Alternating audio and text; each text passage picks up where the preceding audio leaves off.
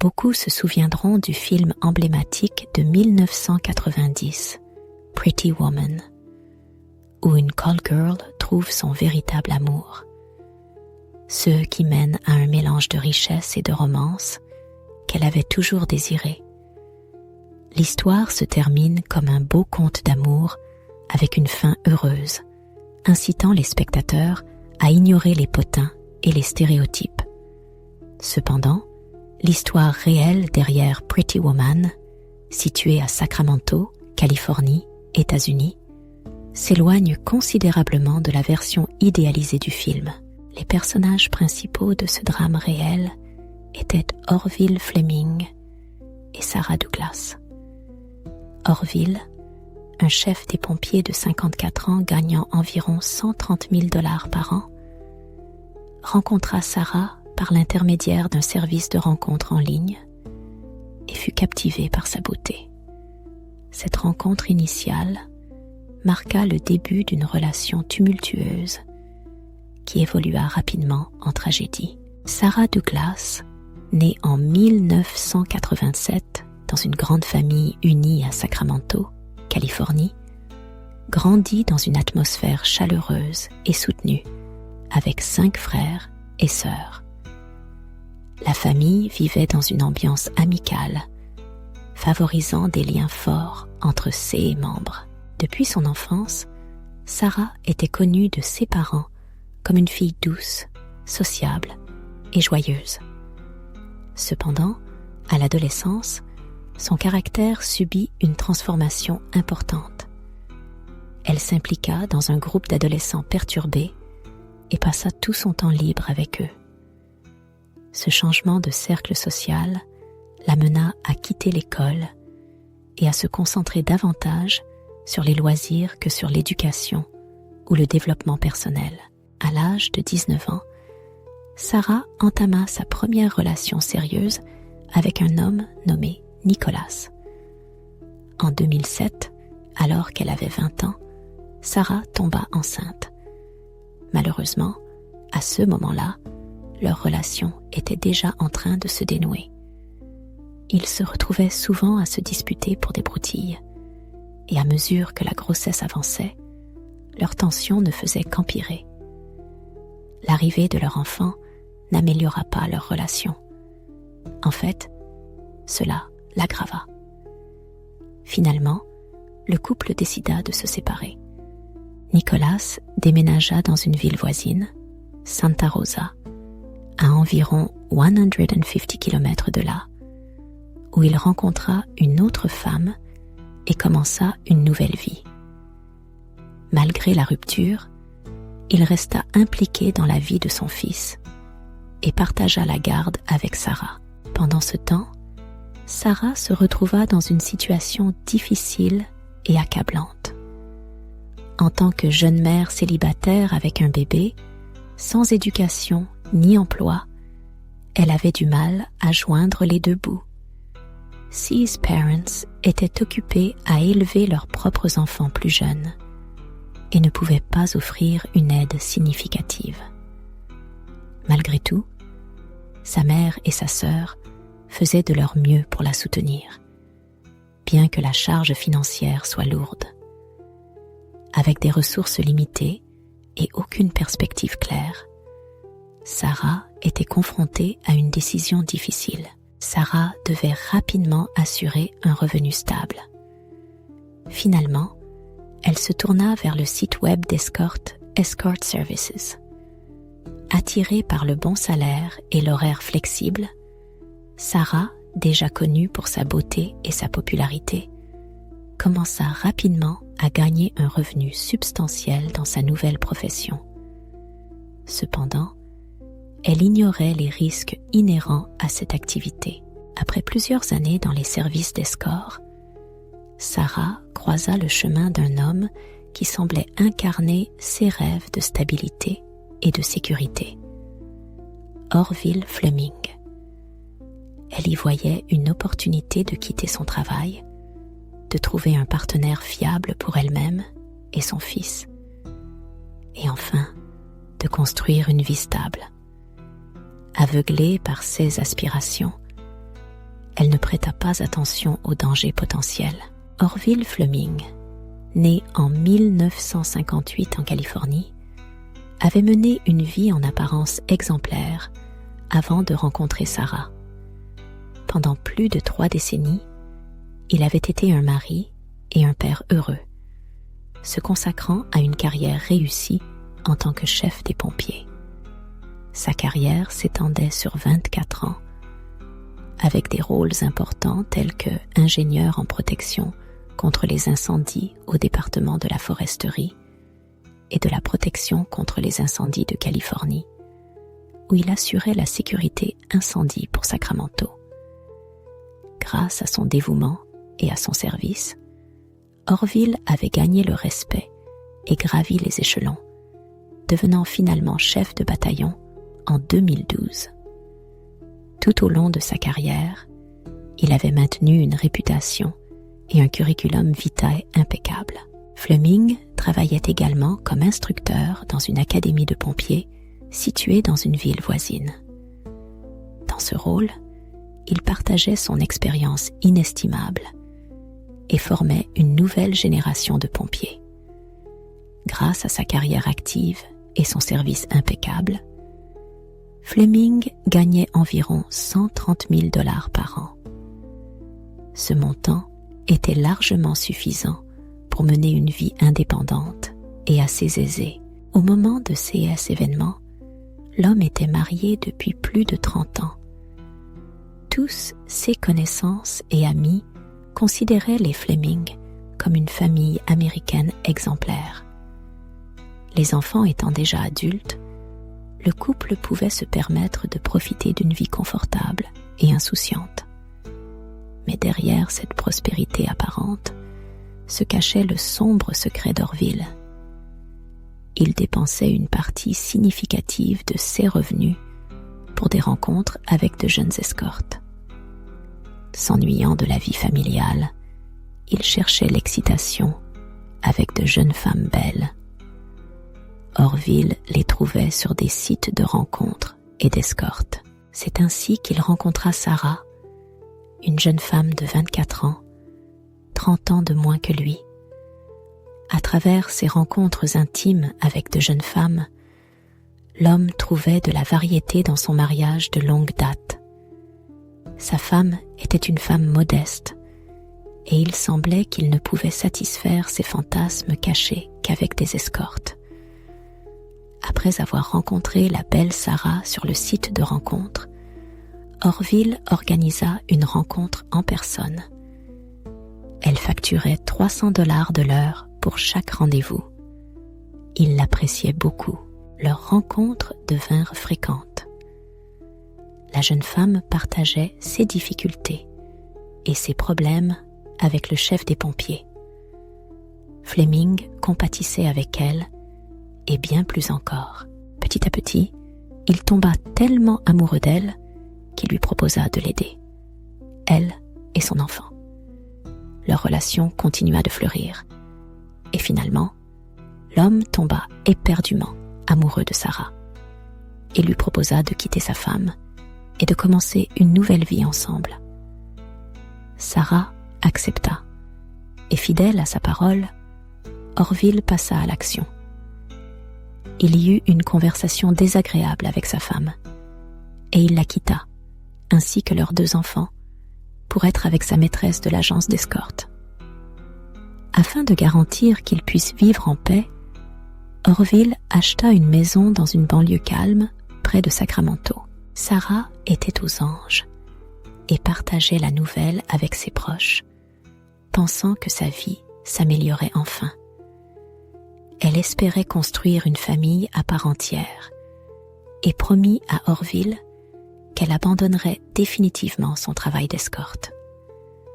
Tout semblait bien se passer, bien que sa famille exprimât des inquiétudes concernant la différence d'âge significative entre eux.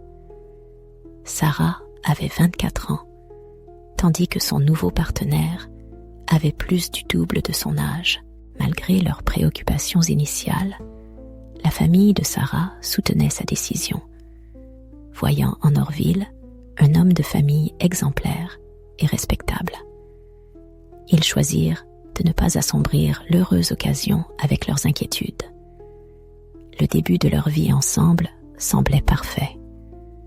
Orville se donnait beaucoup de mal pour rendre leur foyer confortable, incluant même de l'espace pour les nombreux oiseaux que Sarah aimait depuis son enfance.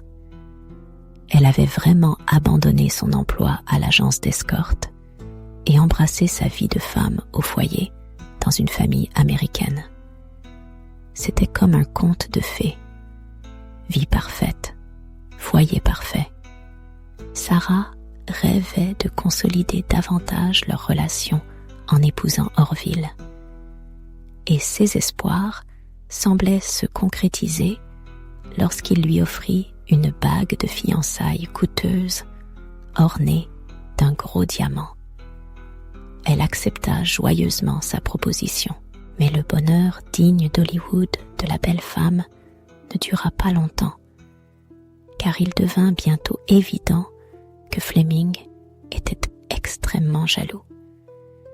Il était possessif et essayait de contrôler sa nouvelle partenaire de toutes les manières possibles. Orville ne la laissait guère faire un pas sans exiger un compte rendu complet de ses actions. Sachant qu'elle dépendait entièrement de lui financièrement, il utilisait cet avantage pour la lier complètement à lui.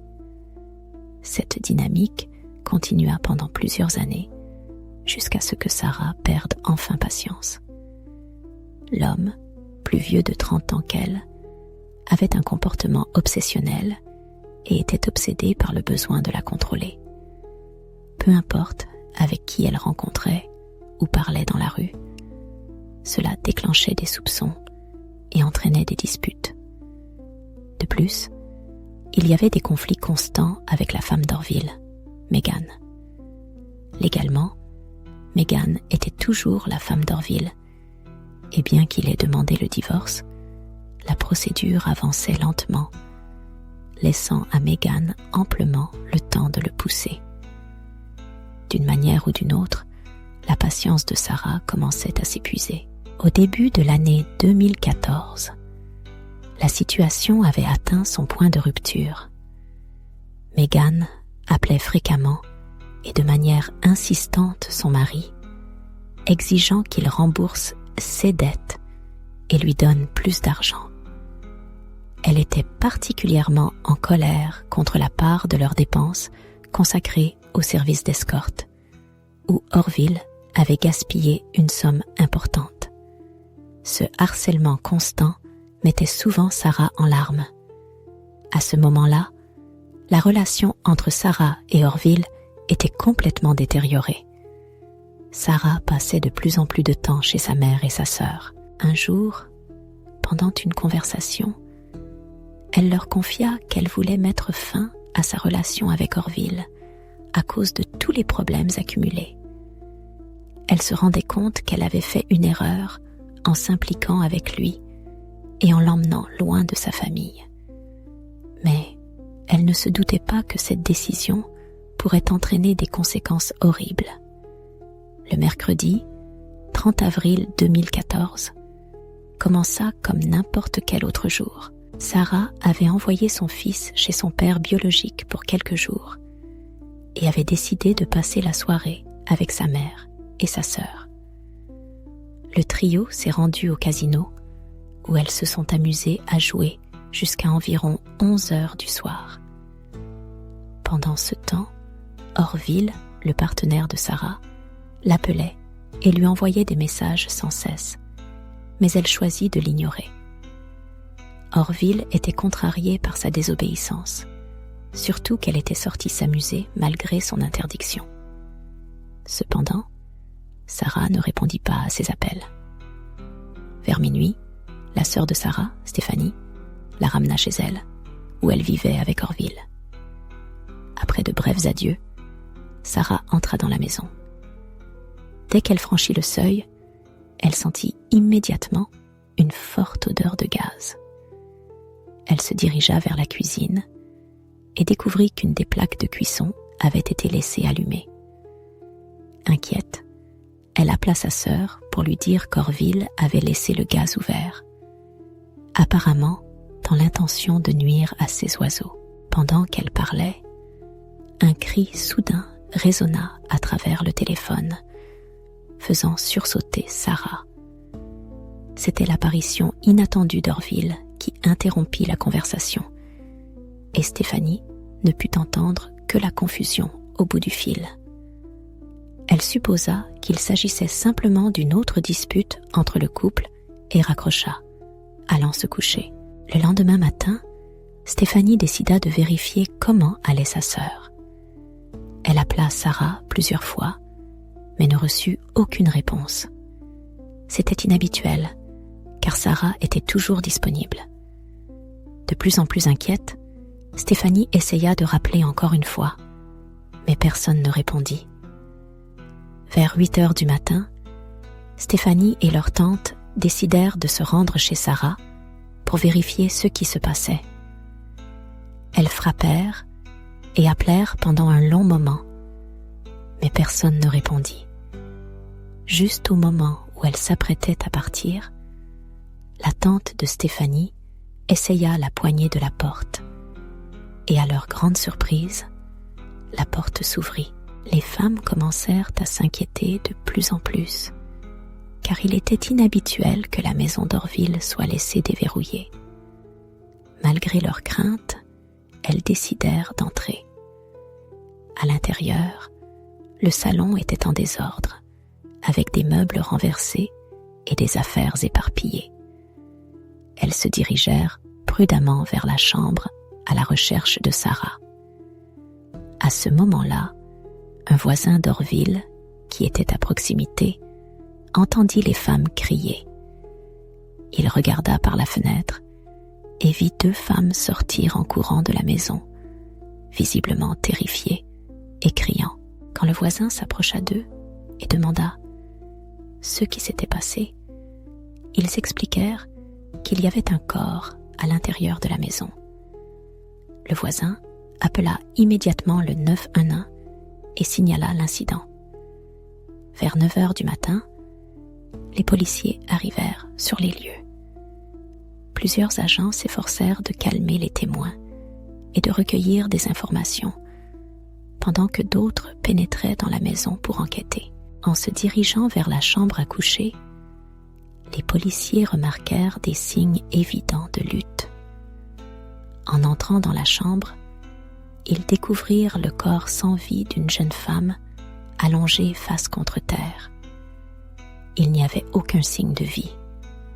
Son corps et son cou étaient marqués de blessures par coupure, et un drap était enroulé étroitement autour de sa gorge. Du sang maculait le lit et les murs. Dans la salle de bain, ils trouvèrent des serviettes tachées de sang jetées dans la machine à laver. Toutes les fenêtres de la maison étaient fermées hermétiquement. Et à part le corps de la femme, il n'y avait personne d'autre présent. Les détectives sécurisèrent rapidement la scène de crime et lancèrent une enquête approfondie sur les circonstances de sa mort. Les spécialistes médico-légaux sont rapidement arrivés sur les lieux pour recueillir des preuves. Et le corps de Sarah a été transporté à la morgue pour une autopsie approfondie afin de déterminer la cause exacte du décès. Il a été révélé que Sarah Douglas, âgée de 26 ans, avait subi au moins 14 blessures par arme blanche, probablement infligées avec un couteau de cuisine. Des marques de strangulation autour de son cou ont été identifiées comme la cause principale de sa mort. De plus, l'autopsie a révélé de nombreux hématomes et des signes de violence physique, indiquant une lutte acharnée avant son décès. Les analyses sanguines ont confirmé qu'elle n'était pas sous l'influence d'alcool ou de drogue au moment de sa mort. La tante et la sœur de Sarah ont fourni des informations cruciales aux détectives, décrivant le passé de Sarah dans les services d'escorte, qu'elle avait quitté après avoir rencontré Orville. Malgré l'écart d'âge significatif, Sarah croyait qu'Orville était un homme fiable, capable de lui offrir stabilité. Cependant, les tensions s'étaient intensifiées dans leur relation ces derniers mois, incitant Sarah à décider de rompre avec lui. Stéphanie, la sœur de Sarah, a rapporté l'appel téléphonique perturbant qu'elle avait entendu la veille au soir, suggérant une dispute domestique intense. 6 éléments ont fortement impliqué Orville Fleming dans le meurtre brutal de Sarah, poussant les autorités à émettre rapidement un mandat d'arrêt contre lui. Malgré les efforts déployés pour le localiser, Orville avait disparu, déclenchant une chasse à l'homme à l'échelle de l'État. Son véhicule de service a été retrouvé abandonné près de chez lui, mais il n'y avait pas d'autres indices sur sa localisation. Les autorités ont intensifié leurs efforts, rassemblant des informations détaillées sur Orville Fleming et diffusant des affiches de recherche. Compte tenu de la nature du crime et de la disparition d'Orville, il était considéré comme extrêmement dangereux, ce qui a accru l'inquiétude du public et l'urgence de la police pour le traduire en justice. Les dossiers ont révélé que Fleming possédait 2 armes à feu, mais aucune d'elles n'a été retrouvée dans son véhicule ou sur la scène du crime. Il a été supposé qu'il les avait emportées avec lui, probablement dans l'intention de résister à son arrestation. En conséquence, le public a été averti de rester vigilant et de signaler toute personne suspecte. Simultanément, les gens ont été encouragés à faire preuve de prudence et à éviter toute confrontation avec l'homme recherché, qui était considéré comme armé et extrêmement dangereux. L'opération de recherche a duré plus de 2 jours, pendant lesquels les proches et connaissances de Sarah se sont rassemblés près de la maison où elle vivait. Ils suivaient de près les efforts de recherche en temps réel, espérant des mises à jour. Beaucoup étaient venus pour honorer la mémoire de la victime de violences domestiques, une perte qui les avait profondément affectés. Le crime a attiré une grande attention médiatique, qui a suivi de près l'enquête de la police et les efforts de recherche. Bien que la couverture médiatique ait contribué à accélérer la recherche du coupable, elle a aussi alimenté les rumeurs et soumis les proches de Sarah à un examen public excessif, rendant leur expérience déjà douloureuse encore plus difficile à supporter. Pendant ce temps, les collègues d'Orville étaient également sous le choc de l'incident. Pour eux, il avait toujours été une personne positive et bienveillante, un professionnel expérimenté avec une réputation irréprochable qui avait sans cesse démontré son intégrité tout au long de sa carrière. Néanmoins, les faits étaient indéniables. Il avait disparu immédiatement après la mort de sa jeune amante, et il était clair qu'il était impliqué dans l'incident. 5 jours ouvrés après sa disparition, Orville a été officiellement licencié de son poste de chef de bataillon des pompiers pour ne pas s'être présenté au travail sans explication. Bien que ce licenciement ait essentiellement été une formalité administrative dans les circonstances, il a marqué un tournant important dans l'affaire. Alors que l'opération de recherche se poursuivait, elle s'étendait à des zones plus reculées de Californie. Les autorités savaient qu'Orville était un passionné de nature et un expert de la vie en plein air. Il avait souvent entrepris des randonnées dans des régions inaccessibles, montrant une grande endurance, une force physique impressionnante et la capacité de survivre même dans les conditions les plus difficiles.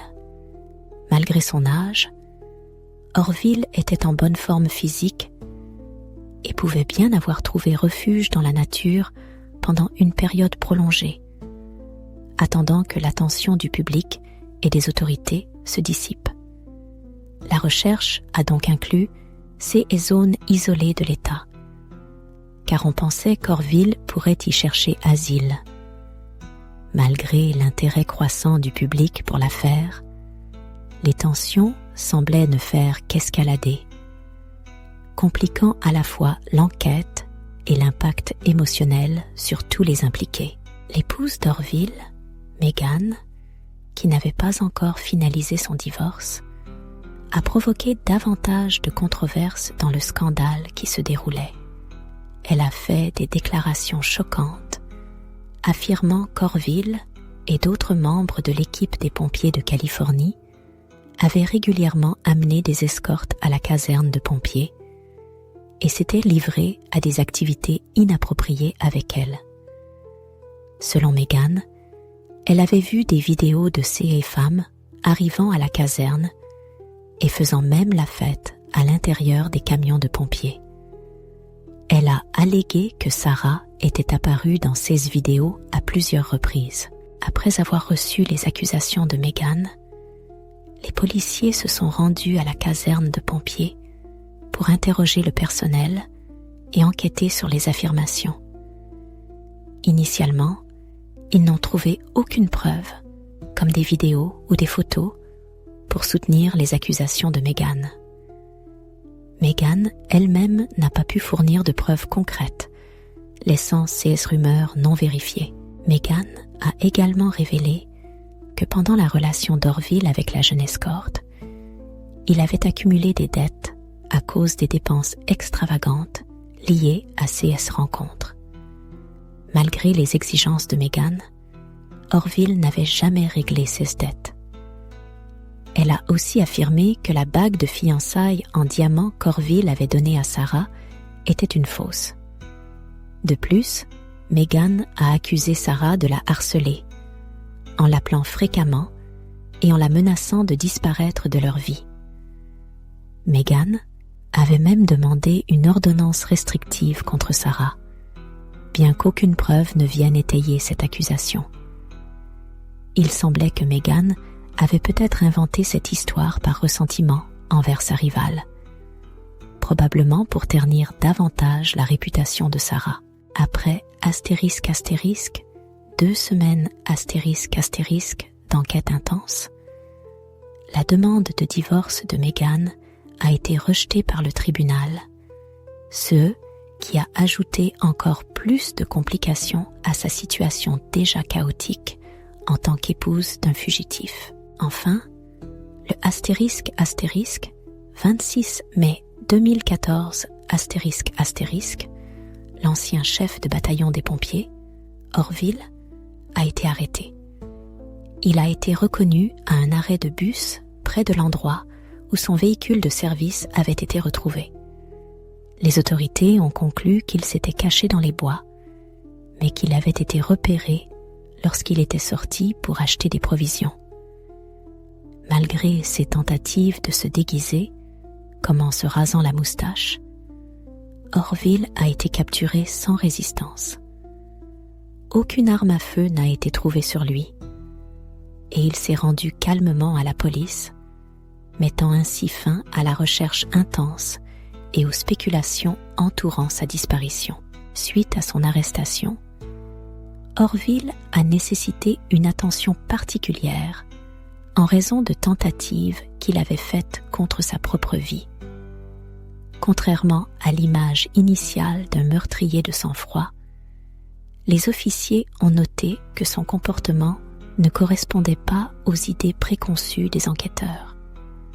Son procès, qui a débuté le * 22 mai 2014 ***, a vu l'ancien chef des pompiers comparaître au tribunal, non pas dans son uniforme habituel, mais vêtu d'une combinaison de prisonnier. Affirmant qu'il n'avait pas les moyens de se payer un avocat, Orville a fermement maintenu son innocence tout au long des audiences. Astérisque, 10 jours. Astérisque, après le début du procès, la patrouille autoroutière de la ville a ouvert une nouvelle enquête, motivée par les accusations de Meghan, visant à dévoiler une éventuelle inconduite parmi les membres du service des pompiers.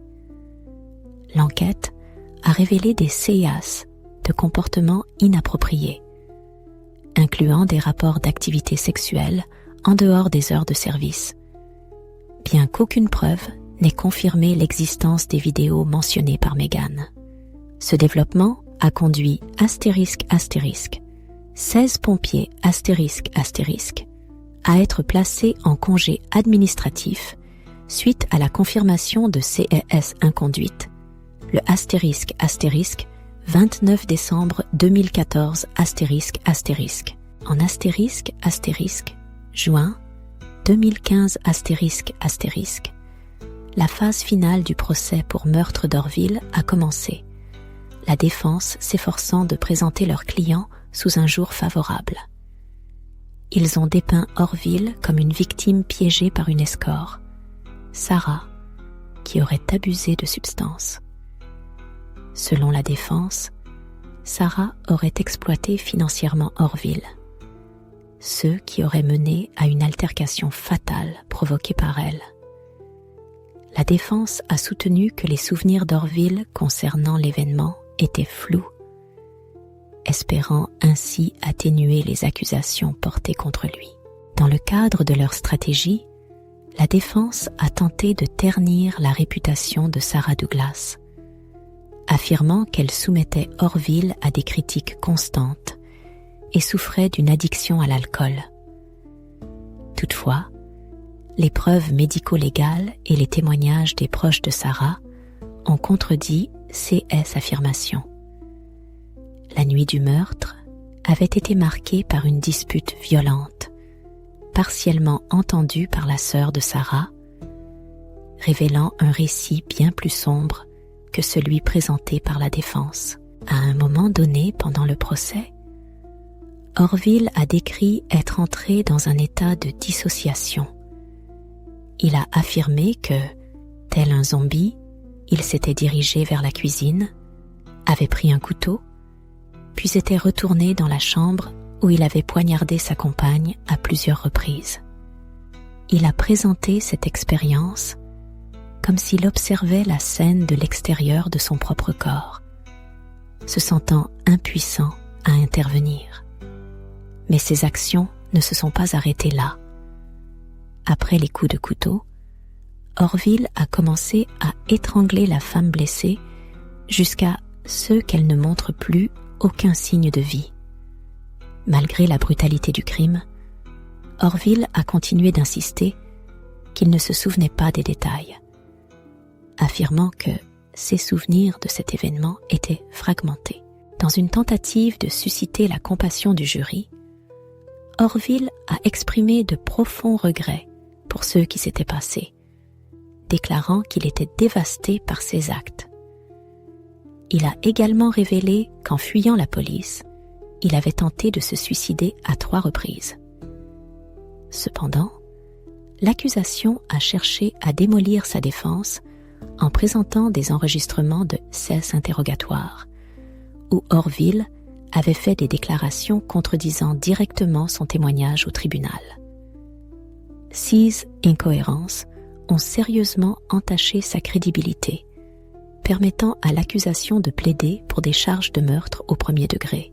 Le 24 juin 2015, seulement 2 jours après les plaidoiries finales et 2 jours avant son anniversaire, Orville Fleming a été reconnu coupable de meurtre au 2e degré. Il a été condamné à la prison à perpétuité. Cela marqua la fin tragique de l'histoire d'un pompier autrefois dévoué à sa profession.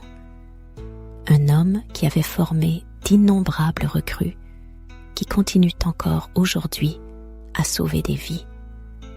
Pourtant, la tragédie ne s'est pas arrêtée avec la mort de Sarah.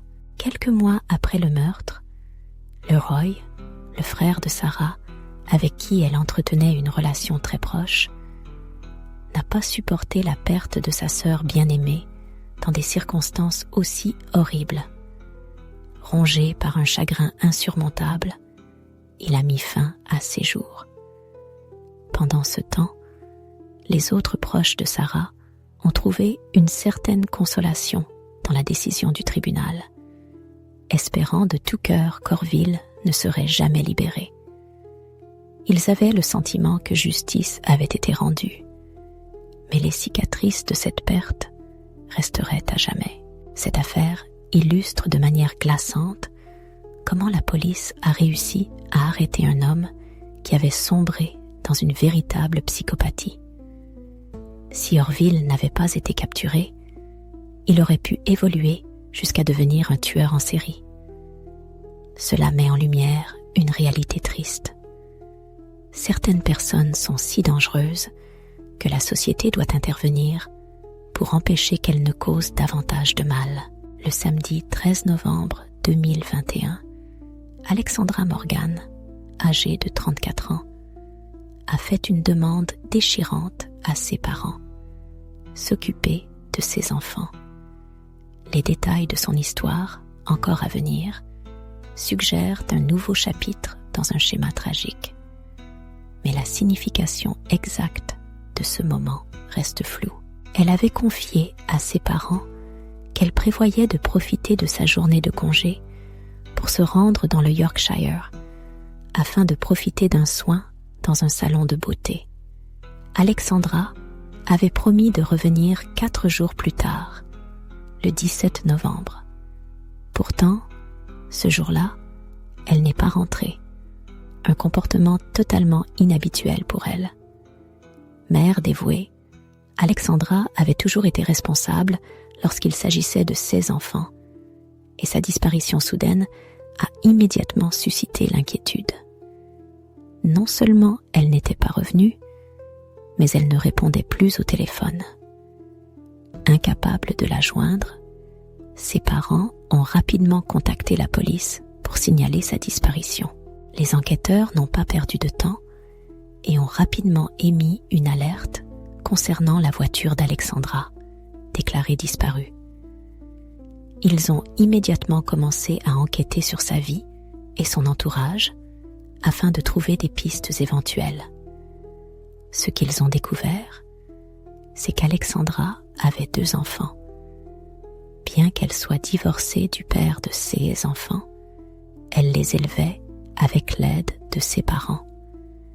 Elle travaillait comme toiletteuse pour chiens dans un salon local, et rien ne semblait indiquer une raison pour laquelle elle aurait disparu ou abandonné sa famille.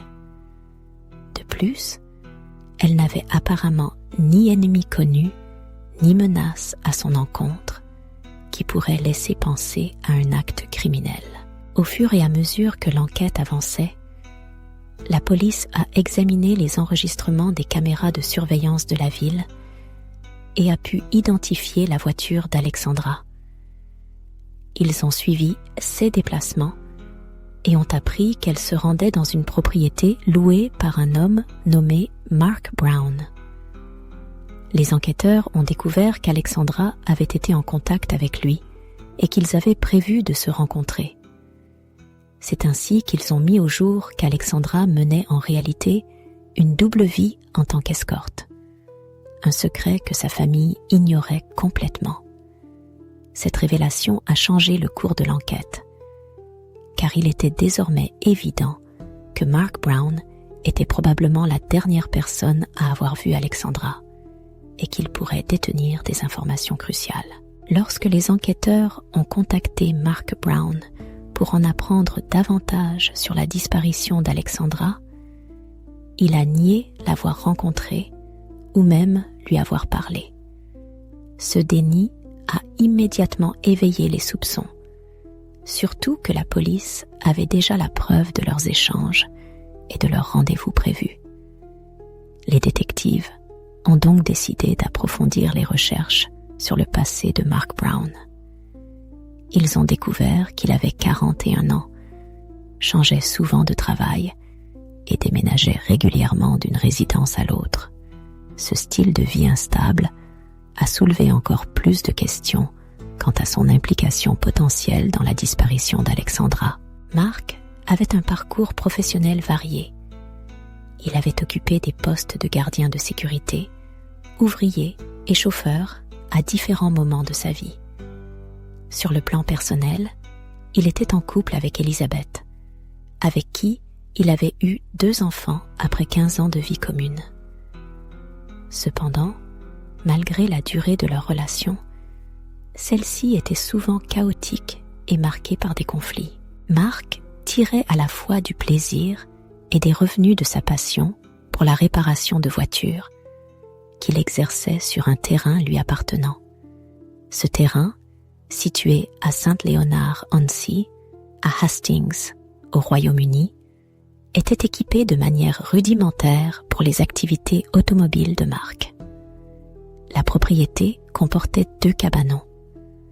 L'un était toujours fermé à clé, tandis que l'autre servait d'atelier principal pour ses travaux de réparation.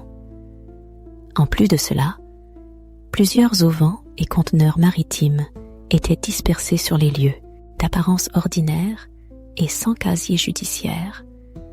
Mark jouissait d'une réputation globalement positive auprès de son entourage. Pourtant, des investigations sur ses activités sur les réseaux sociaux ont révélé un comportement préoccupant, notamment des interactions déplacées avec des femmes, ce qui a accentué les soupçons à son encontre. L'enquête a pris un tournant dramatique lorsqu'une connaissance de Mark a informé la police qu'il avait avoué avoir tué une femme récemment portée disparue.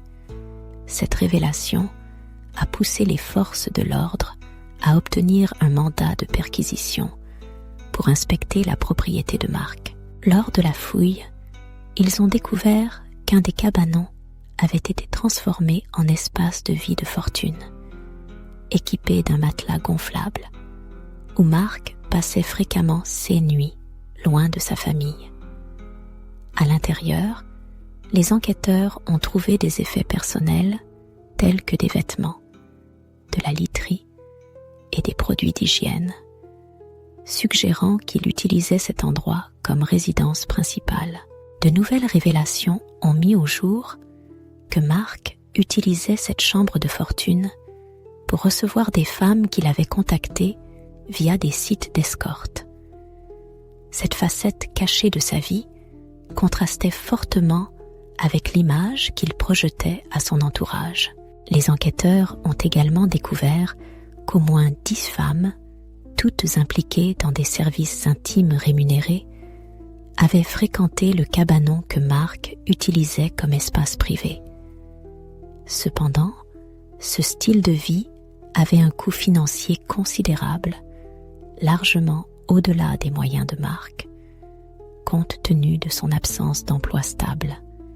Cette incohérence a suscité la curiosité des enquêteurs, les poussant à creuser davantage pour identifier la source de ces fonds.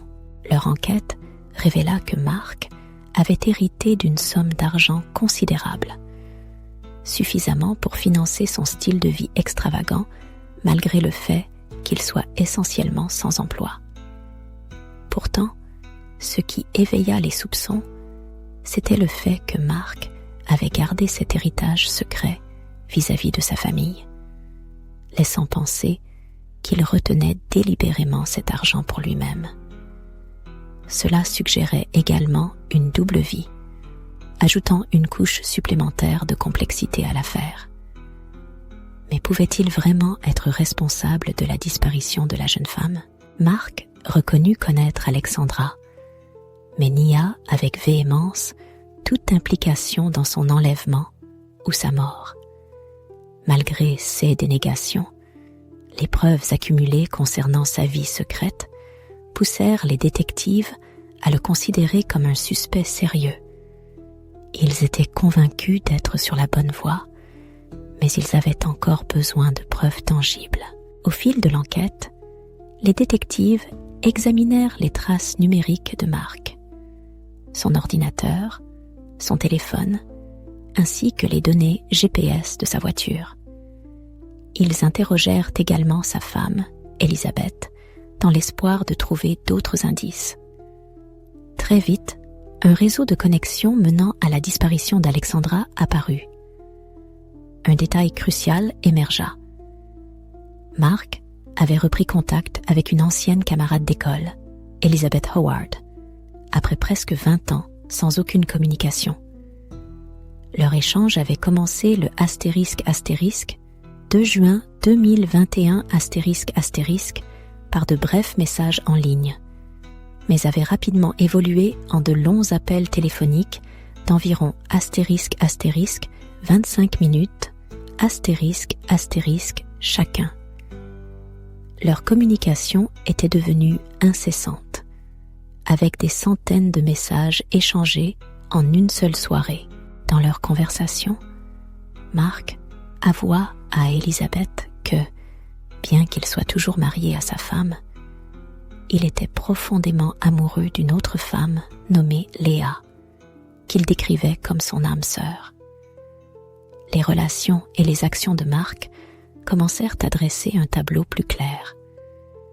Il passait souvent ses nuits dans la remise sur sa propriété ou chez Léa, et restait rarement dans la maison principale avec sa femme.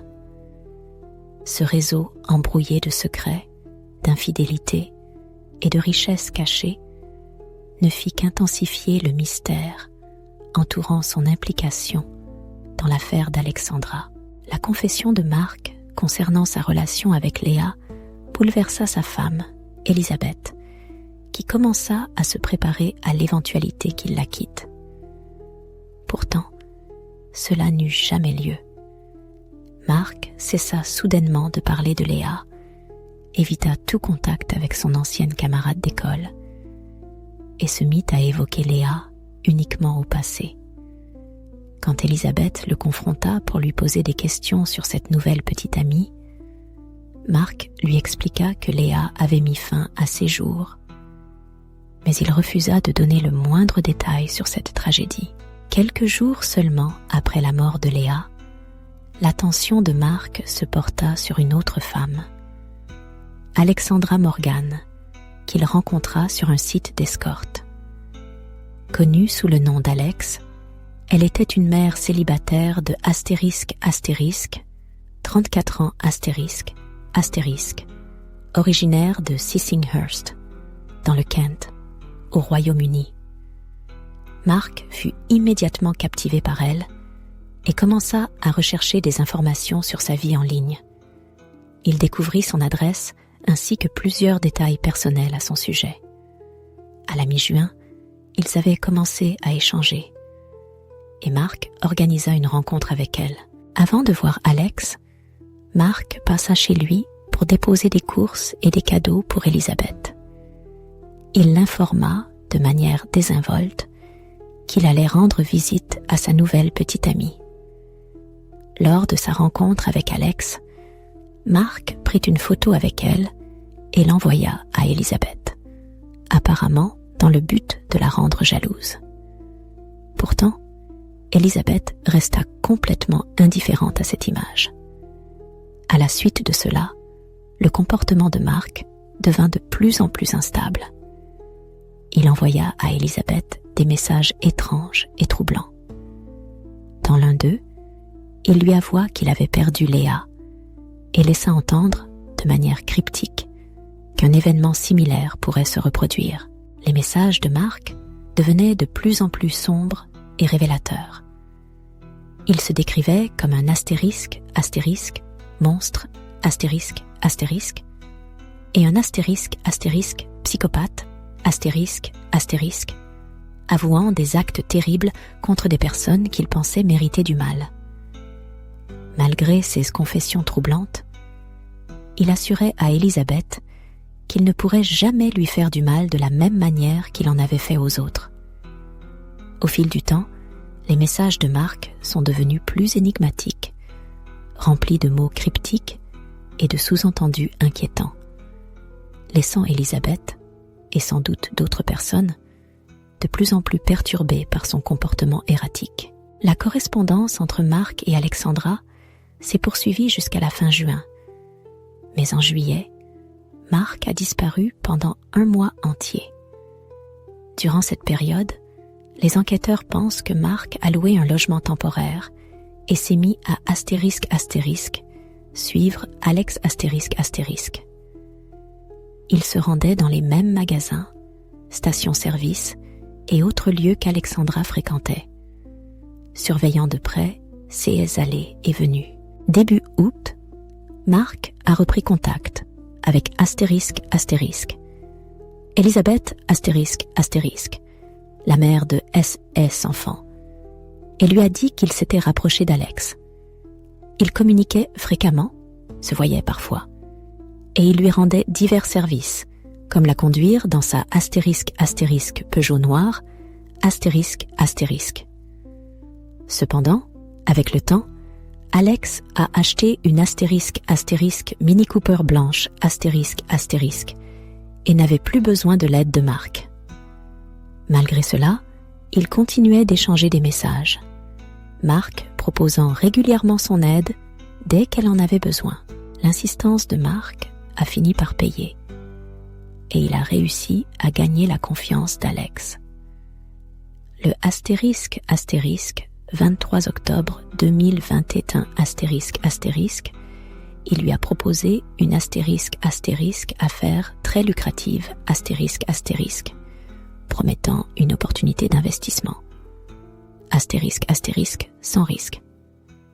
*** impliquant * 5 000 livres sterling ***.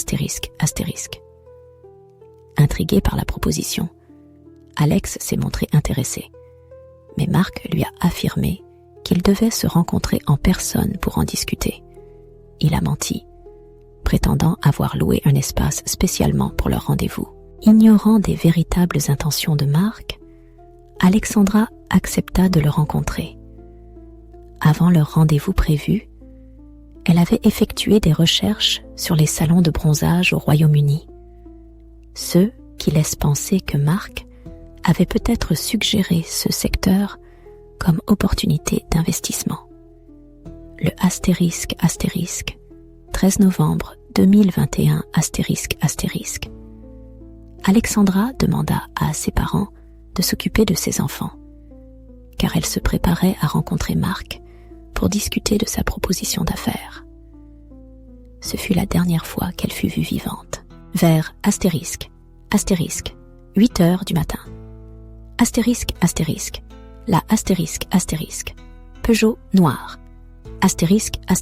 de Marc, et la ***, Mini Cooper, blanche *** d'Alex furent repérés en train de s'arrêter à une station-service à ***, Cranbrook ***. Le personnel de la station déclara plus tard qu'Alexandra semblait ***, bien habillée, ***, souriante, et enthousiaste, à l'idée de ce rendez-vous. Elle paraissait convaincue que cette discussion d'affaires allait lui offrir une opportunité capable de changer sa vie.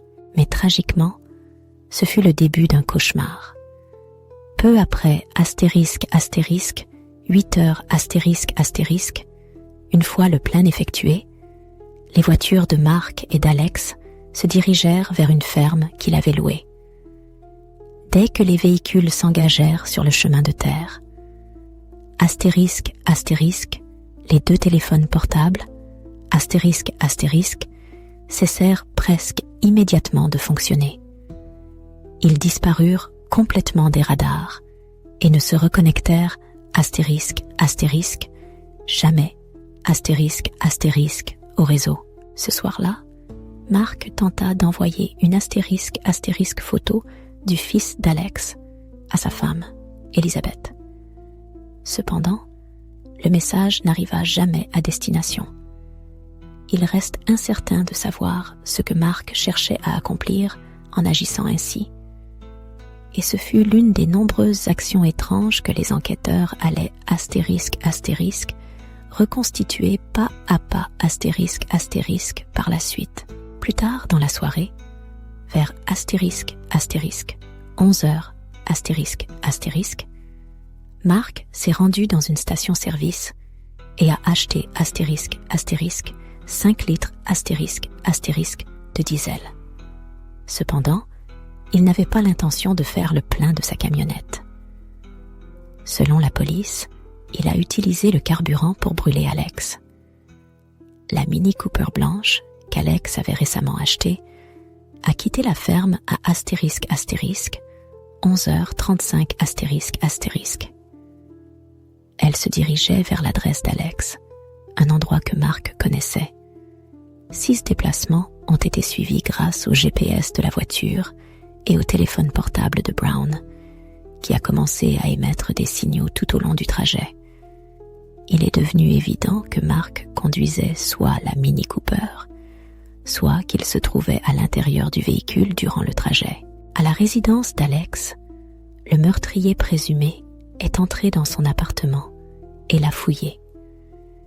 Il cherchait probablement des preuves de leur communication et tentait de supprimer toutes les traces, comme des messages. Vers ** 1h43 **, Mark est retourné à la ferme, mais il est reparti presque immédiatement, aux alentours de ** 2h**. Il était sans doute en train de se débarrasser des preuves. Le lendemain, Mark a approché son superviseur dans l'entreprise de construction et a demandé quelques jours de congé. Il a passé 16 journées à la ferme louée, probablement pour effectuer un nettoyage en profondeur afin d'éliminer toute preuve potentielle. Par la suite, Mark a remplacé les plaques d'immatriculation de la voiture d'Alexandra et a continué à effectuer des allers-retours fréquents vers la ferme où il avait rencontré Alex.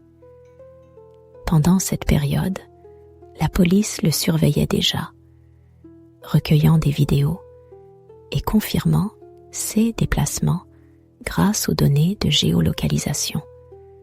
Cela a permis aux enquêteurs d'obtenir un accès à la propriété de la ferme. Lors de l'inspection de la ferme Bridge, les forces de l'ordre ont rencontré Mark. Le ** 23 novembre **, les officiers ont parlé aux suspects sans révéler leurs véritables intentions, bien qu'ils étaient déjà convaincus qu'il était responsable de la disparition et du meurtre d'Alexandra. Mark a affirmé qu'Alexandra l'avait rejoint pour une rencontre intime et qu'elle était partie vers ** 8h45 **, mais qu'il ignorait où elle était allée. Cependant, la police savait déjà que c'était un mensonge. Les officiers lui ont demandé un échantillon d'ADN et ses empreintes digitales qui ont été envoyées au laboratoire pour analyse, et l'enquête a continué. Le lendemain, le ** 24 novembre **, Mark est retourné à son travail dans l'entreprise de construction. Là, ses collègues ont commencé à l'interroger à propos des rumeurs concernant son implication dans la disparition de la jeune femme. Mark a admis que la police avait fouillé la ferme et a fanfaronné en disant qu'il pourrait être impliqué dans un crime horrible qui pourrait le condamner à la prison à vie s'il trouvait quelque chose, tout en évitant de donner des détails. Ces rumeurs sont parvenues à son patron, qui a convoqué Mark dans son bureau pour clarifier la situation. Lors d'une conversation privée, Mark a avoué à son patron qu'il était impliqué dans ** 2 meurtres ** et qu'il irait en prison.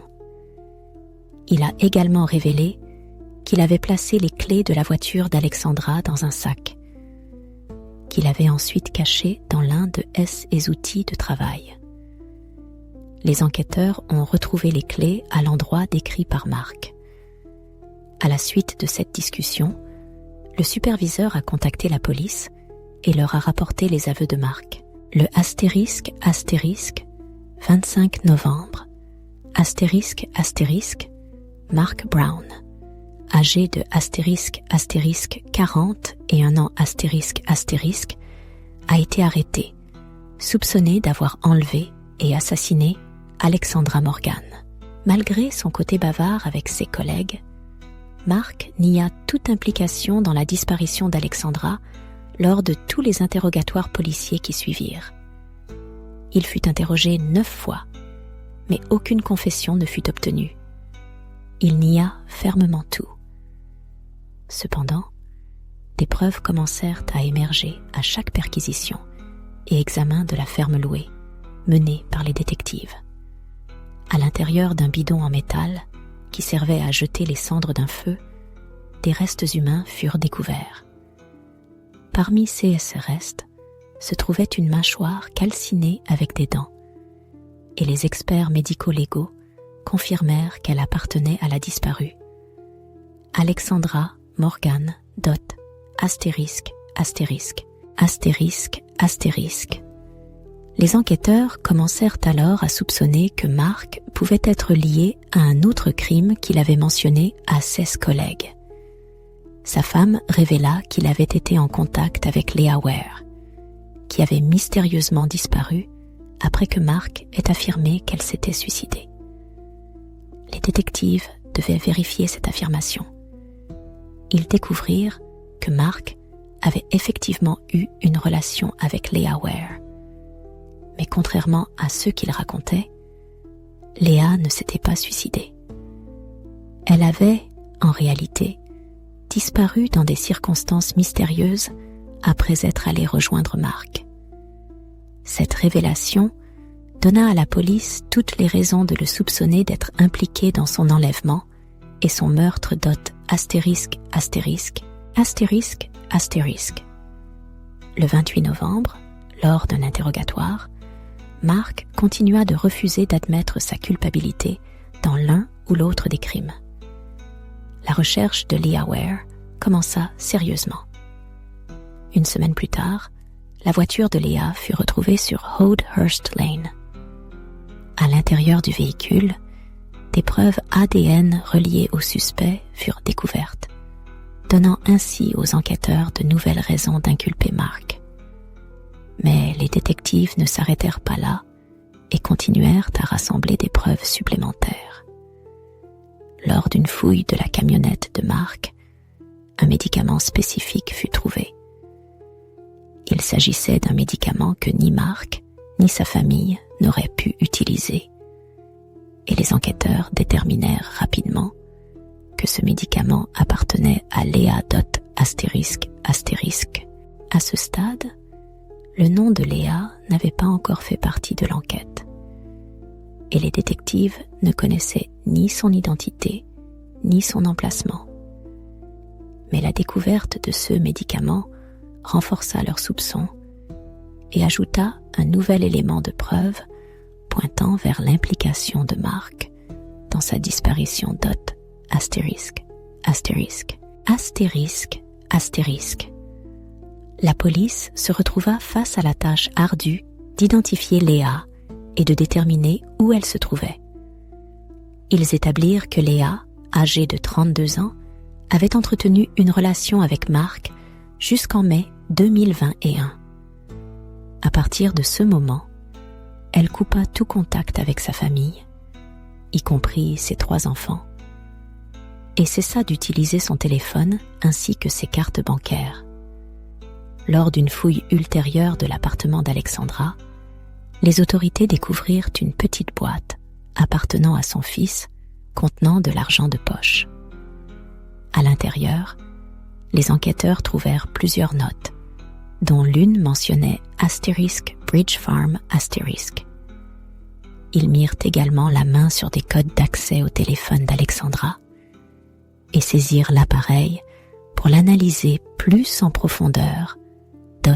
Astérisque astérisque astérisque astérisque. En déverrouillant le téléphone, la police accéda à des échanges de messages entre Alexandra et Mark Brown. À ce stade, la disparition fut requalifiée en meurtre. Le 5 janvier 2022, Mark Brown fut confronté à de nouvelles accusations, cette fois pour le meurtre présumé de Leah Ware. Les forces de l'ordre passèrent encore 2 jours, les 26 et 27 janvier, à poursuivre leurs investigations dans la ferme louée par le suspect. Lors des interrogatoires qui suivirent, en mars de la même année, Mark choisit de ne faire aucun commentaire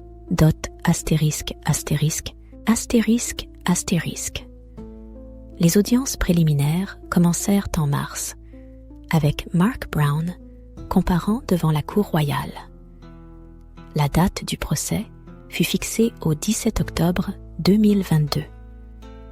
Pour reconstruire les événements liés à Léa, les détectives durent remonter à l'année 2018, lorsque Mark l'avait rencontrée pour la première fois.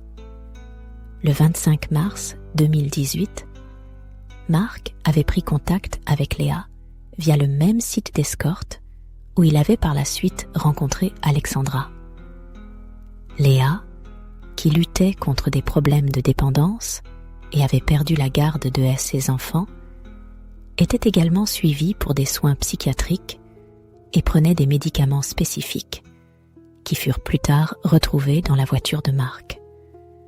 Leur première rencontre eut lieu lorsque Mark avait sollicité S et Service et Léa s'était rendue chez lui, ********.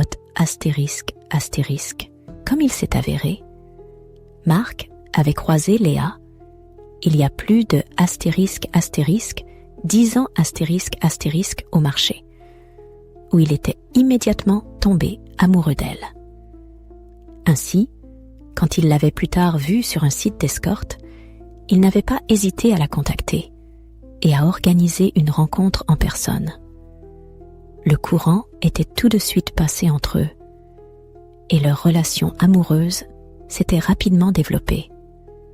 En décembre, *******, 2018 *******, ils avaient emménagé ensemble, louant un appartement séparé.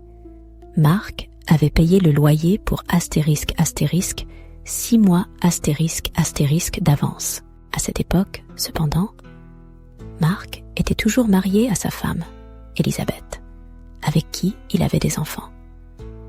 Malgré cela, il comblait sa nouvelle petite amie de nombreux cadeaux, y compris ****, 2 chiens *** et ****, un cheval ****, qu'elle adorait profondément.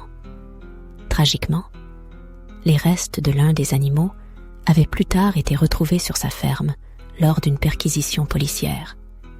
Malgré son affection apparente et ses cadeaux, leur vie commune n'avait pas duré longtemps. Et Mark avait fini par retourner auprès de sa femme et de ses enfants. Cependant, il avait laissé Léa rester dans l'appartement et lui avait même apporté un soutien financier pour qu'elle puisse se remettre sur pied. Leurs chemins s'étaient alors séparés pendant un certain temps. Mais quelques mois plus tard, Mark et Léa s'étaient retrouvés. Ils avaient emménagé dans une ferme louée où ils vivaient dans une caravane. Cependant, un conflit avait éclaté entre Mark et le propriétaire des lieux au sujet de l'utilisation de la caravane.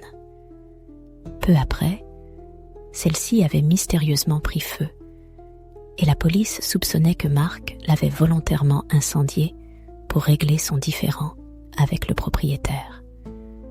Après l'incendie, Léa avait été contrainte de s'installer dans un abri et d'y vivre avec Mark.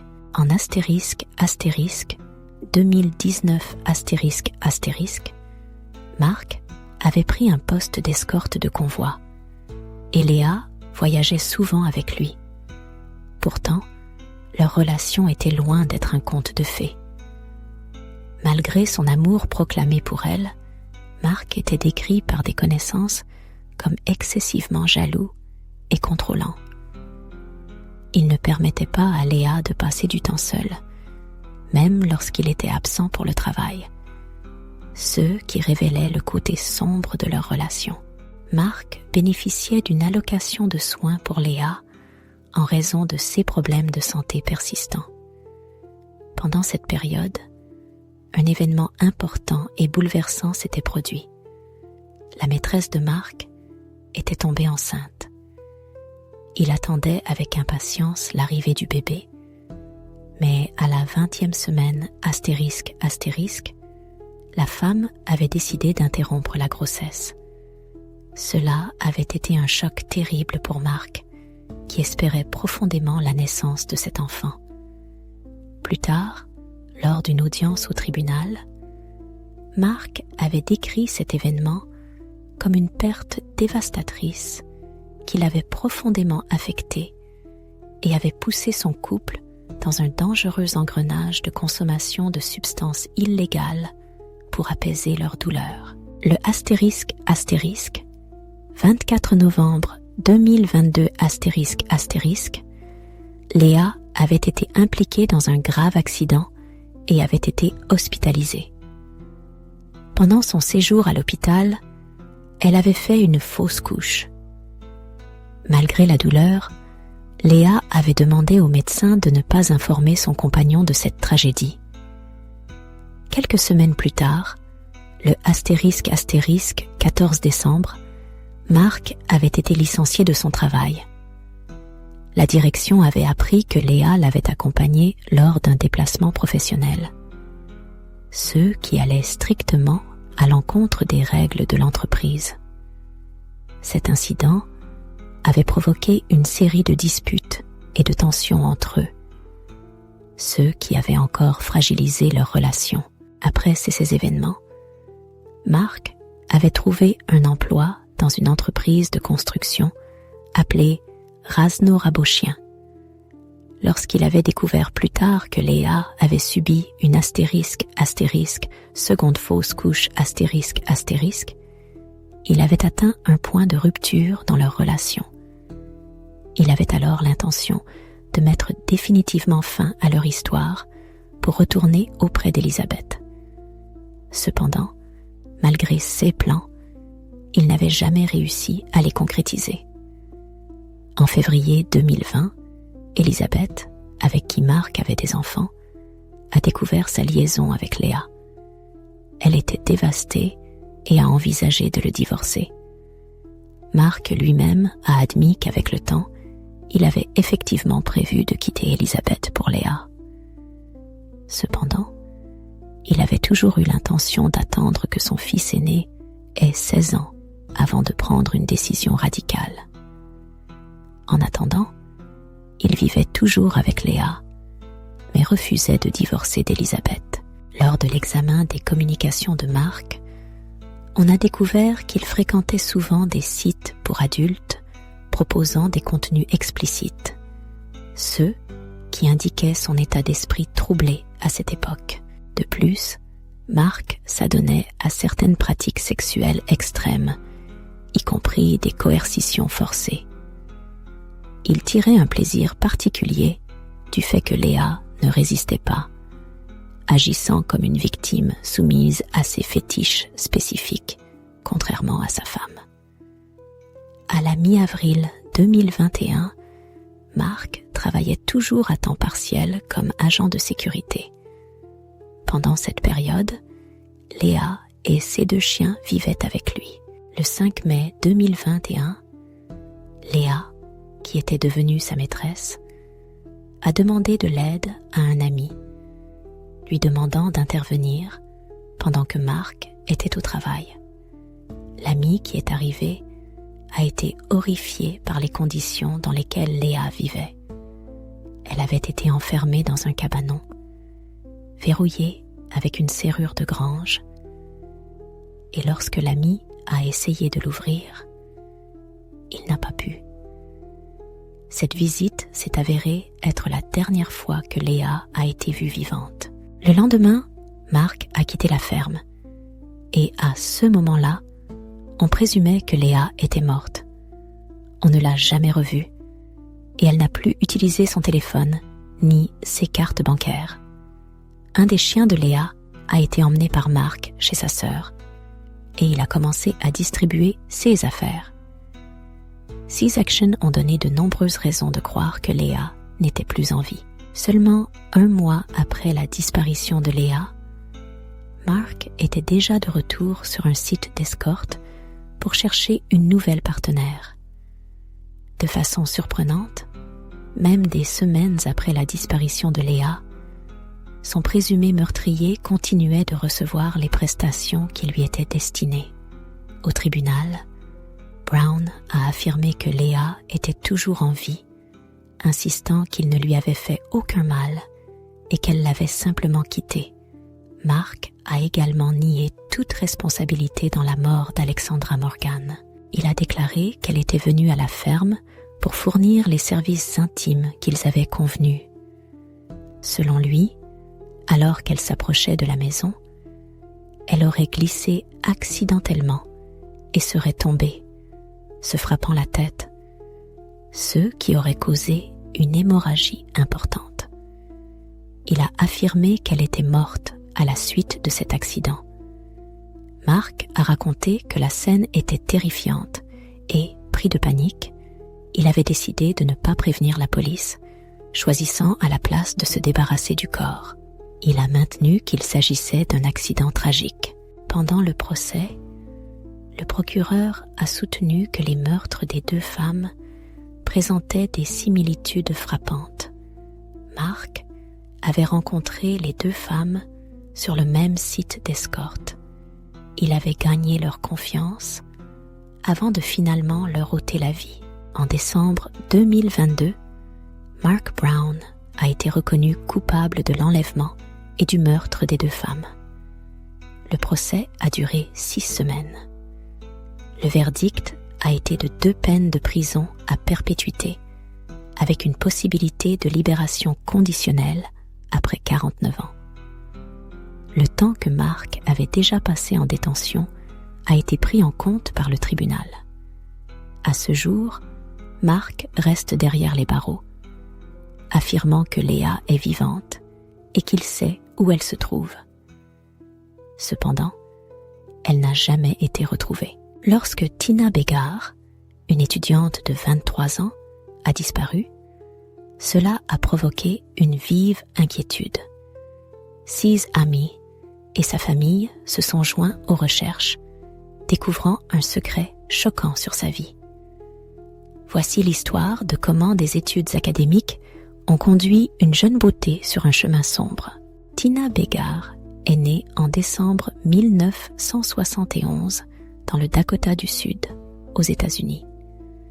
Son père était un commandant dans la garde nationale et sa mère travaillait comme infirmière.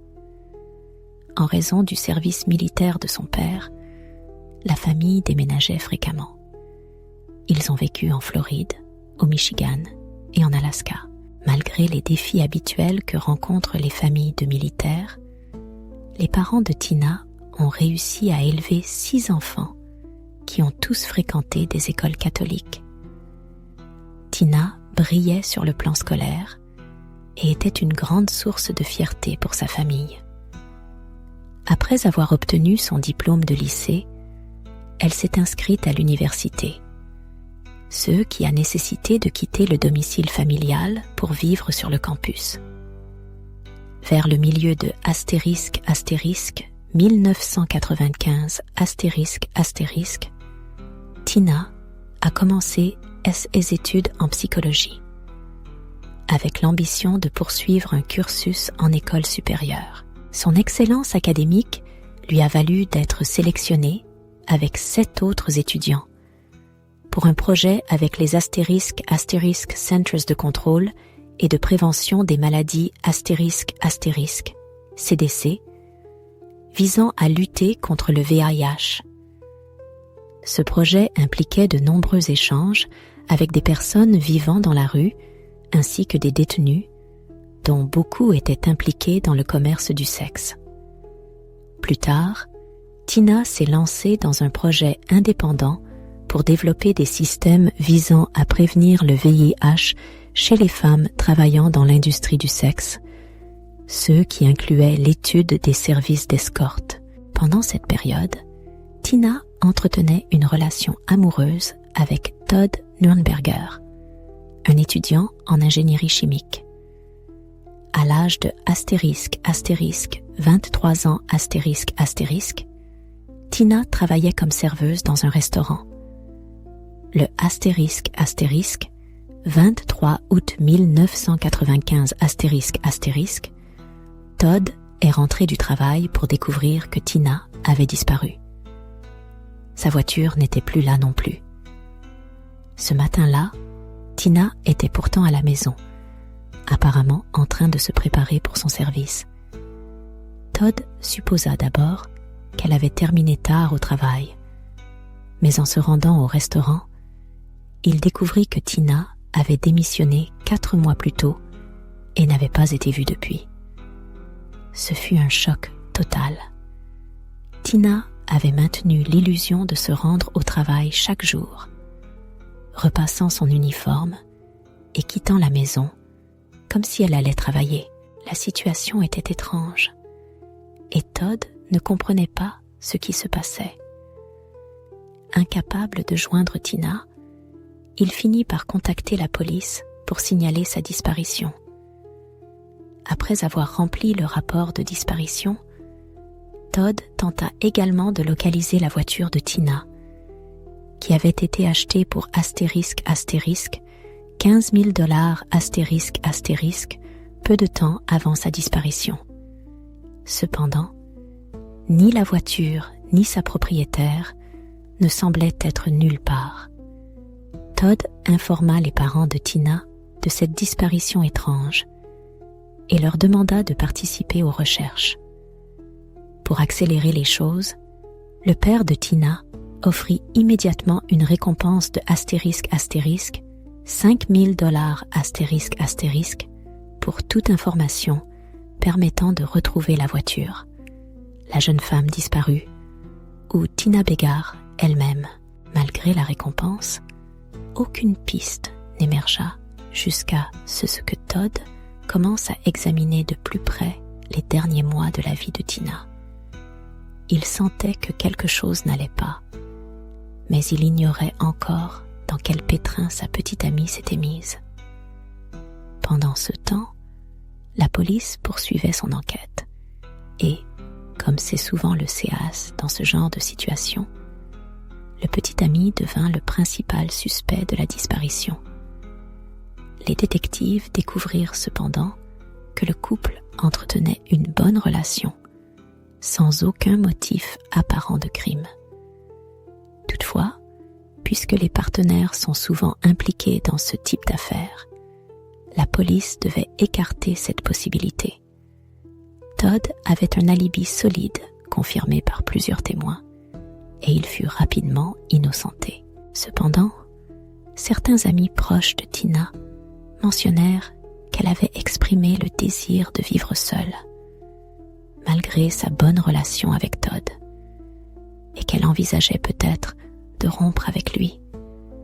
Il y avait encore de l'espoir que Tina rentrerait saine et sauve. Comme dans de nombreuses disparitions de ce genre, la police pensait qu'elle avait simplement pris du temps pour elle-même et qu'elle reviendrait tôt ou tard. Mais la mère de Tina, elle, ressentait que quelque chose de terrible était arrivé. Sa fille n'avait jamais disparu sans laisser de traces auparavant et informait toujours sa famille de ses projets. À cette époque, il n'y avait pas de téléphone portable et la police ne pouvait donc pas utiliser la technologie pour la localiser.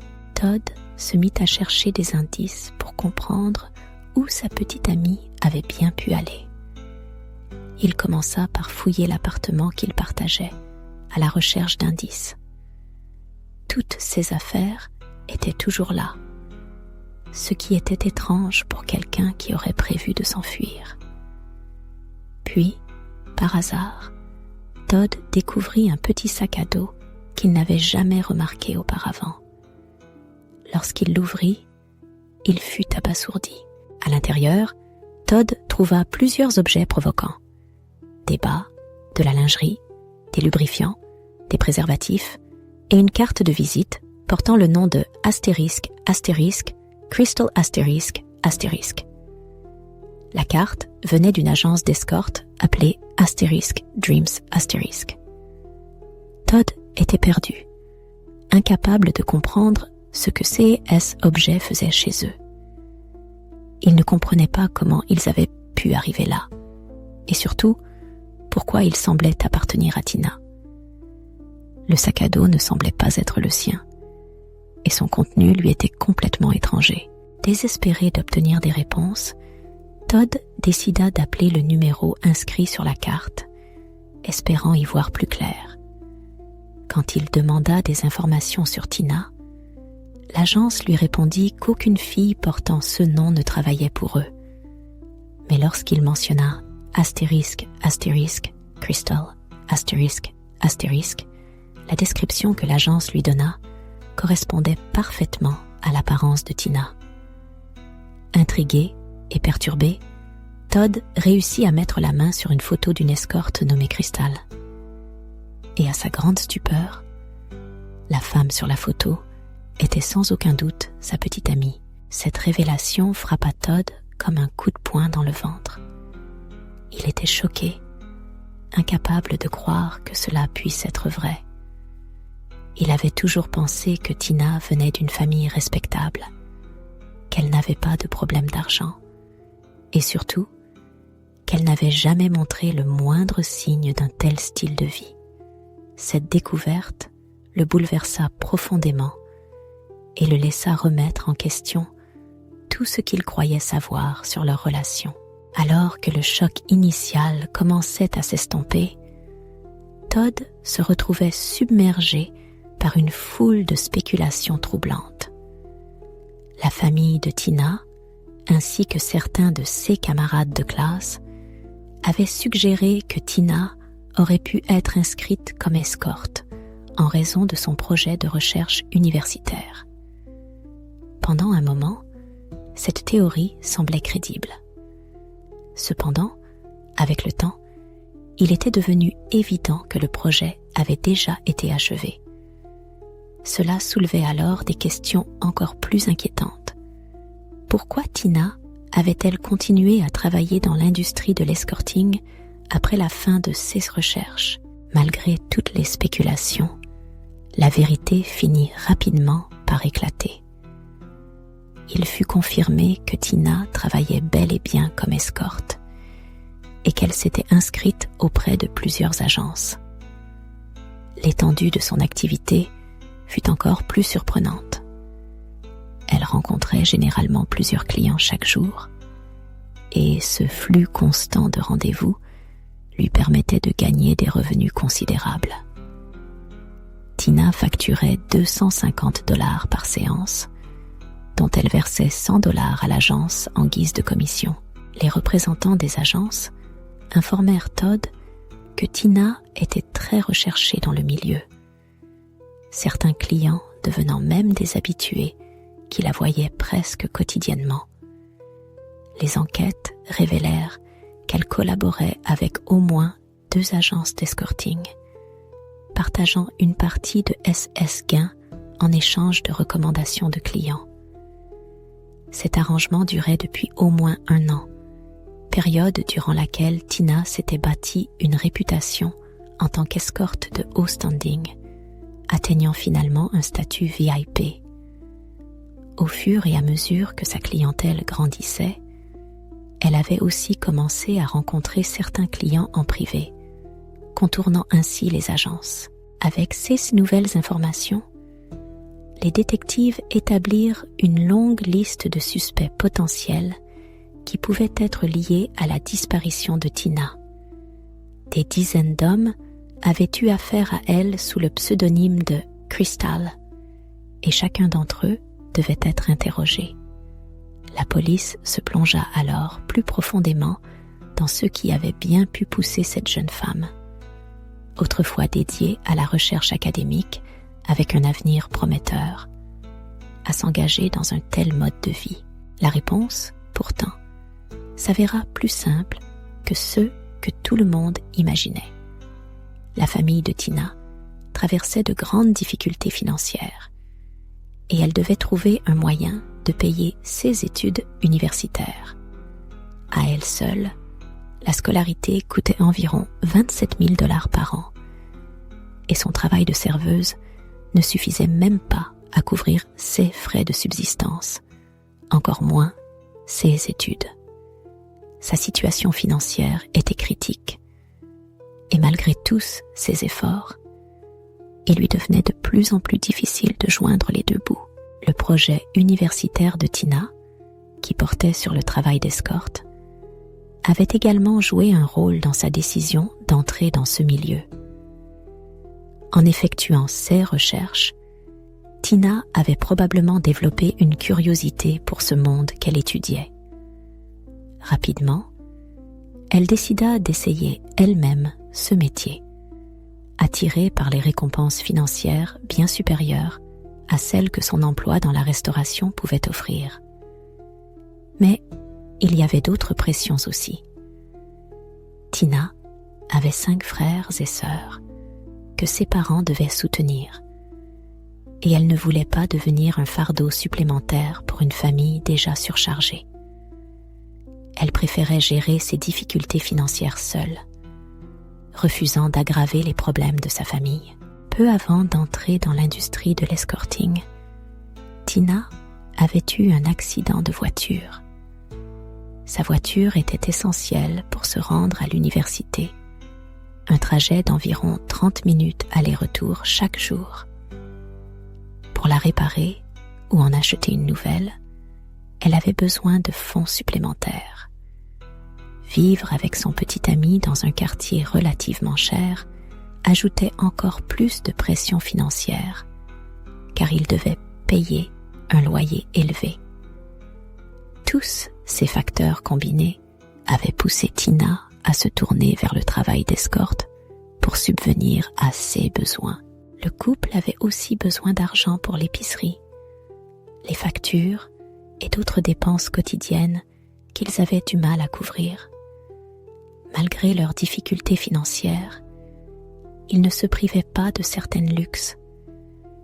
Ils dînaient souvent au restaurant, sortaient en boîte de nuit et achetaient des vêtements coûteux. Selon les enquêteurs, la raison la plus probable qui avait poussé Tina à choisir cette voie était simplement le besoin d'argent. La veille de sa disparition, Tina avait soumis une proposition d'étude intitulée Astérisque, Histoire sexuelle et pratique de santé chez les femmes travaillant dans les services d'escorte, Astérisque.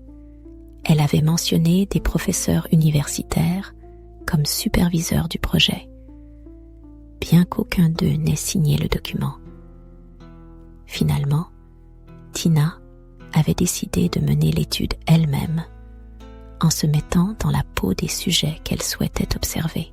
Après une brève enquête, les détectives ont découvert que Tina avait prévu de rompre avec son petit ami et de déménager pour vivre seule. Cela lui aurait permis de poursuivre librement ses activités sans avoir à les cacher à son partenaire, tout en réduisant ses dépenses pour pouvoir profiter pleinement de ses revenus. Cependant, Todd n'avait aucune idée que sa petite amie comptait mettre fin à leur relation. La police a donc réexaminé Todd en tant que suspect potentiel. Cette fois-ci, il avait un mobile convaincant. En découvrant la double vie de Tina, il aurait pu perdre le contrôle et la tuer. Mais comme auparavant, l'enquête l'a innocenté de toute implication. Cela ne permettait toujours pas d'expliquer la disparition de Tina Begar. Les détectives ont ensuite obtenu l'accès à son beeper et à ses carnets d'adresses. Leur objectif était d'analyser la liste de ses clients, soupçonnant qu'un individu ayant engagé Crystal puisse être lié à sa disparition. La police a minutieusement examiné toutes les communications de Tina. Un numéro de téléphone, en particulier, semblait la contacter beaucoup plus fréquemment que les autres. Les enquêteurs ont composé ce numéro et expliqué la situation. L'homme s'est présenté sous le nom de Ken Tranchida, né en *** 1953 *** à Detroit. il avait *** 42 ans *** au moment des faits. Ken avait grandi à Southfield et avait le profil d'un vagabond et d'un escroc, sans emploi stable, se contentant de petits boulots pour subsister. Après une courte conversation, les enquêteurs ont creusé davantage son passé et découvert un casier judiciaire bien rempli, incluant des fraudes fiscales, des arrestations pour cambriolage et plusieurs escroqueries, ainsi que des vols de revenus sur des lieux de travail. Bien que le casier judiciaire de Ken n'indiquait aucune violence antérieure envers les femmes, son passé douteux éveillait les soupçons. Lors des entretiens avec les détectives, Ken semblait nerveux et pesait soigneusement ses mots. Une perquisition à son domicile n'a rien révélé d'incriminant, mais ce qui a particulièrement frappé les enquêteurs, c'était son utilisation de la voiture de Tina. Ken a expliqué que Tina lui avait laissé la voiture temporairement, affirmant qu'ils étaient tombés amoureux au premier regard, après s'être rencontrés dans un restaurant où Tina s'était arrêtée pour manger. D'après Ken, leur relation avait dépassé les services d'escorte. Tina avait fini par ne plus lui demander d'argent, évoquant leur lien romantique grandissant. Toujours selon lui, Tina avait prévu de quitter son petit ami pour être avec lui et d'arrêter son travail d'escorte. Le jour de sa disparition, Ken a déclaré avoir conduit Tina à l'aéroport, où elle comptait prendre un volume pour une autre ville. Quant à la voiture qu'il utilisait, il a précisé que Tina venait de l'acheter pour remplacer son ancien véhicule. Ken a affirmé n'avoir eu aucun contact avec Tina depuis ce jour-là. Les détectives trouvaient étrange son manque apparent de préoccupation face à la disparition de Tina, compte tenu des circonstances. De manière générale, le portrait de Ken en tant que partenaire romantique de Tina ne semblait pas correspondre aux détails ni à la situation entourant sa disparition. Ceux qui laissaient les enquêteurs avec plus de questions que de réponses dans leur quête de la vérité. La différence d'âge frappante entre eux et l'apparence brute et peu raffinée de Ken ne passait pas inaperçue. Les détectives, sceptiques face à son récit, ont poursuivi leur enquête en le considérant comme le principal suspect. La police a ensuite contacté la concession Honda, où Tina avait récemment acheté sa voiture. Un employé a confirmé que Tina s'était rendue sur place avec un homme, qui a ensuite été identifié comme étant Ken grâce à une photographie. Tina avait financé le véhicule en déposant $5 000 pour un prix total de $15 000. Lors de l'achat, le personnel de la concession avait remarqué que Tina et Ken se disputaient. Bien qu'ils aient été vus ensemble, ils ne semblaient pas être un couple amoureux. Tina insistait pour que Ken couvre la totalité du coût de la voiture plutôt que l'acompte qu'il avait déjà fourni.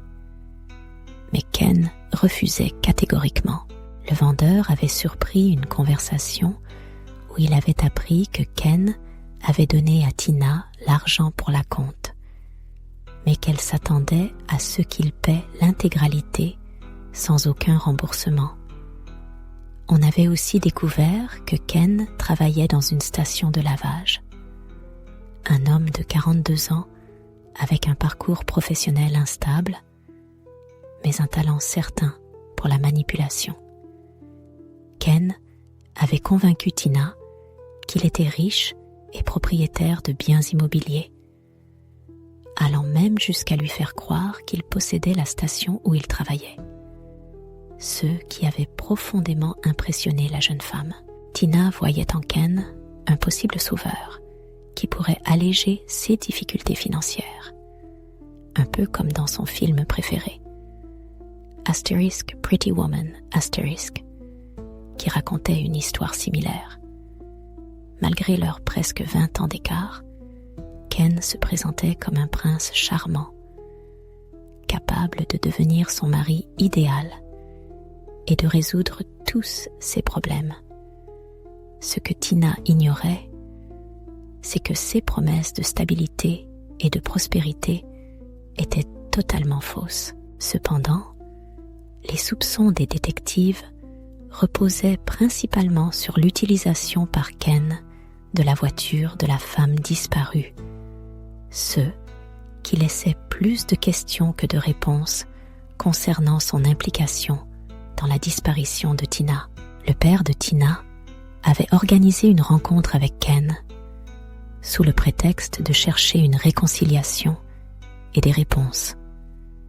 Doué pour la persuasion, il espérait obtenir un aveu de la part de Ken au cours de leur discussion. Conscient des risques, il s'était approché prudemment, gardant un calme apparent malgré les battements frénétiques de son cœur rempli d'anxiété. Lors de leur rencontre, le père de Tina orienta habilement la conversation vers des souvenirs de sa fille et leurs espoirs partagés pour son retour sain et sauf. Au fil de leurs échanges, il remarqua des changements subtils dans le comportement de Ken, des hésitations, des tics nerveux, autant de signes qui trahissaient un profond malaise intérieur. Sentant une ouverture, le père de Tina insinua doucement des incohérences dans les précédentes déclarations de Ken, cherchant avec finesse des fissures dans sa façade.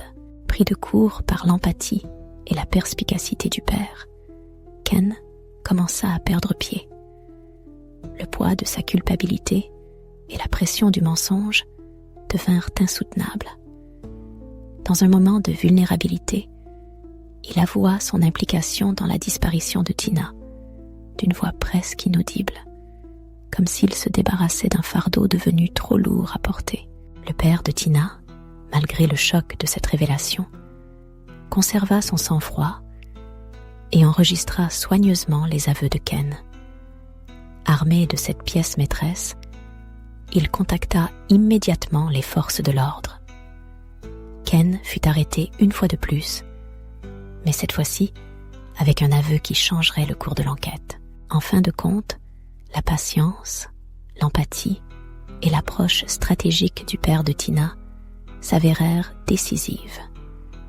Sa détermination à découvrir la vérité, nourrie par son amour inébranlable pour sa fille, permit d'obtenir justice pour Tina et de donner un semblant de paix à sa famille endeuillée. Cependant, déterminé à connaître la vérité, le père de Tina redoubla d'efforts pour gagner la confiance de Ken. Il alla jusqu'à payer sa caution, espérant ainsi se rapprocher du suspect et, à terme, recueillir des informations utiles sur la disparition de sa fille. Pendant plusieurs rencontres, il alla même dîner avec Ken à plusieurs reprises, cherchant à l'amener à se confier. À chaque fois, Ken livrait une version différente des événements, feignant constamment d'être préoccupé par le sort de Tina. Mais ces récits restaient incohérents et peu crédibles, ne fournissant aucune information concrète sur la disparition. Finalement, ce plan visant à gagner sa confiance échoua, et la réticence de Ken à livrer le moindre détail tangible ne fit qu'accentuer les soupçons à son égard. En attendant, la police a décidé de reprendre l'enquête concernant la voiture de Tina, la Honda Accord que Ken utilisait. Cette fois, ils ont procédé à un examen beaucoup plus minutieux du véhicule. Dans le coffre, ils ont découvert un petit gobelet avec une goutte de sang sur le rebord. Sous le tapis du coffre, ils ont trouvé une large tache de sang, une pièce essentielle qui avait été négligée lors de la première inspection. Les échantillons de sang ont été envoyés dans un laboratoire médico-légal pour analyse, et les résultats ont confirmé ce que les enquêteurs soupçonnaient. L'ADN appartenait à Tina, la femme disparue. Le fait que cette preuve ait été manquée la première fois a laissé la police perplexe. On ne comprenait pas pourquoi cela n'avait pas été découvert dès la première inspection. Mais cette trouvaille représentait une avancée majeure dans l'affaire. Les experts médico-légaux ont déterminé que la quantité de sang retrouvée suggérait que Tina était morte, car il y en avait beaucoup trop pour qu'elle ait pu survivre. Les enquêteurs soupçonnaient désormais que Ken l'avait tuée, caché son corps, puis continué à conduire sa voiture en prétendant qu'elle avait simplement disparu. 6 affirmations précédentes, selon lesquelles Tina serait partie calmement, étaient maintenant perçues comme des mensonges, car personne ne pourrait survivre à une telle perte de sang. Malgré l'accumulation des preuves, les enquêteurs manquaient encore d'une confirmation définitive que Ken était responsable de la disparition de Tina. Ils avaient besoin de retrouver son corps, et c'est alors qu'une aide inattendue est arrivée. L'une des proches de Ken, sa tante, s'est manifestée avec des informations cruciales. Elle a révélé que Ken possédait une propriété abandonnée depuis un certain temps. Bien qu'il n'y ait pas vécu depuis des années, des signes indiquaient qu'il s'y était récemment rendu. Cette nouvelle piste a fourni aux enquêteurs un endroit potentiel où chercher le corps de Tina, apportant une lueur d'espoir dans ce qui avait été jusqu'ici une enquête frustrante et mystérieuse. Les détectives arrivèrent à l'adresse et firent une macabre découverte. Un corps humain en état de décomposition avancée. La scène était glaçante et des traces de sang à travers la maison indiquaient que la victime avait été tuée ailleurs avant d'être transportée à cet endroit.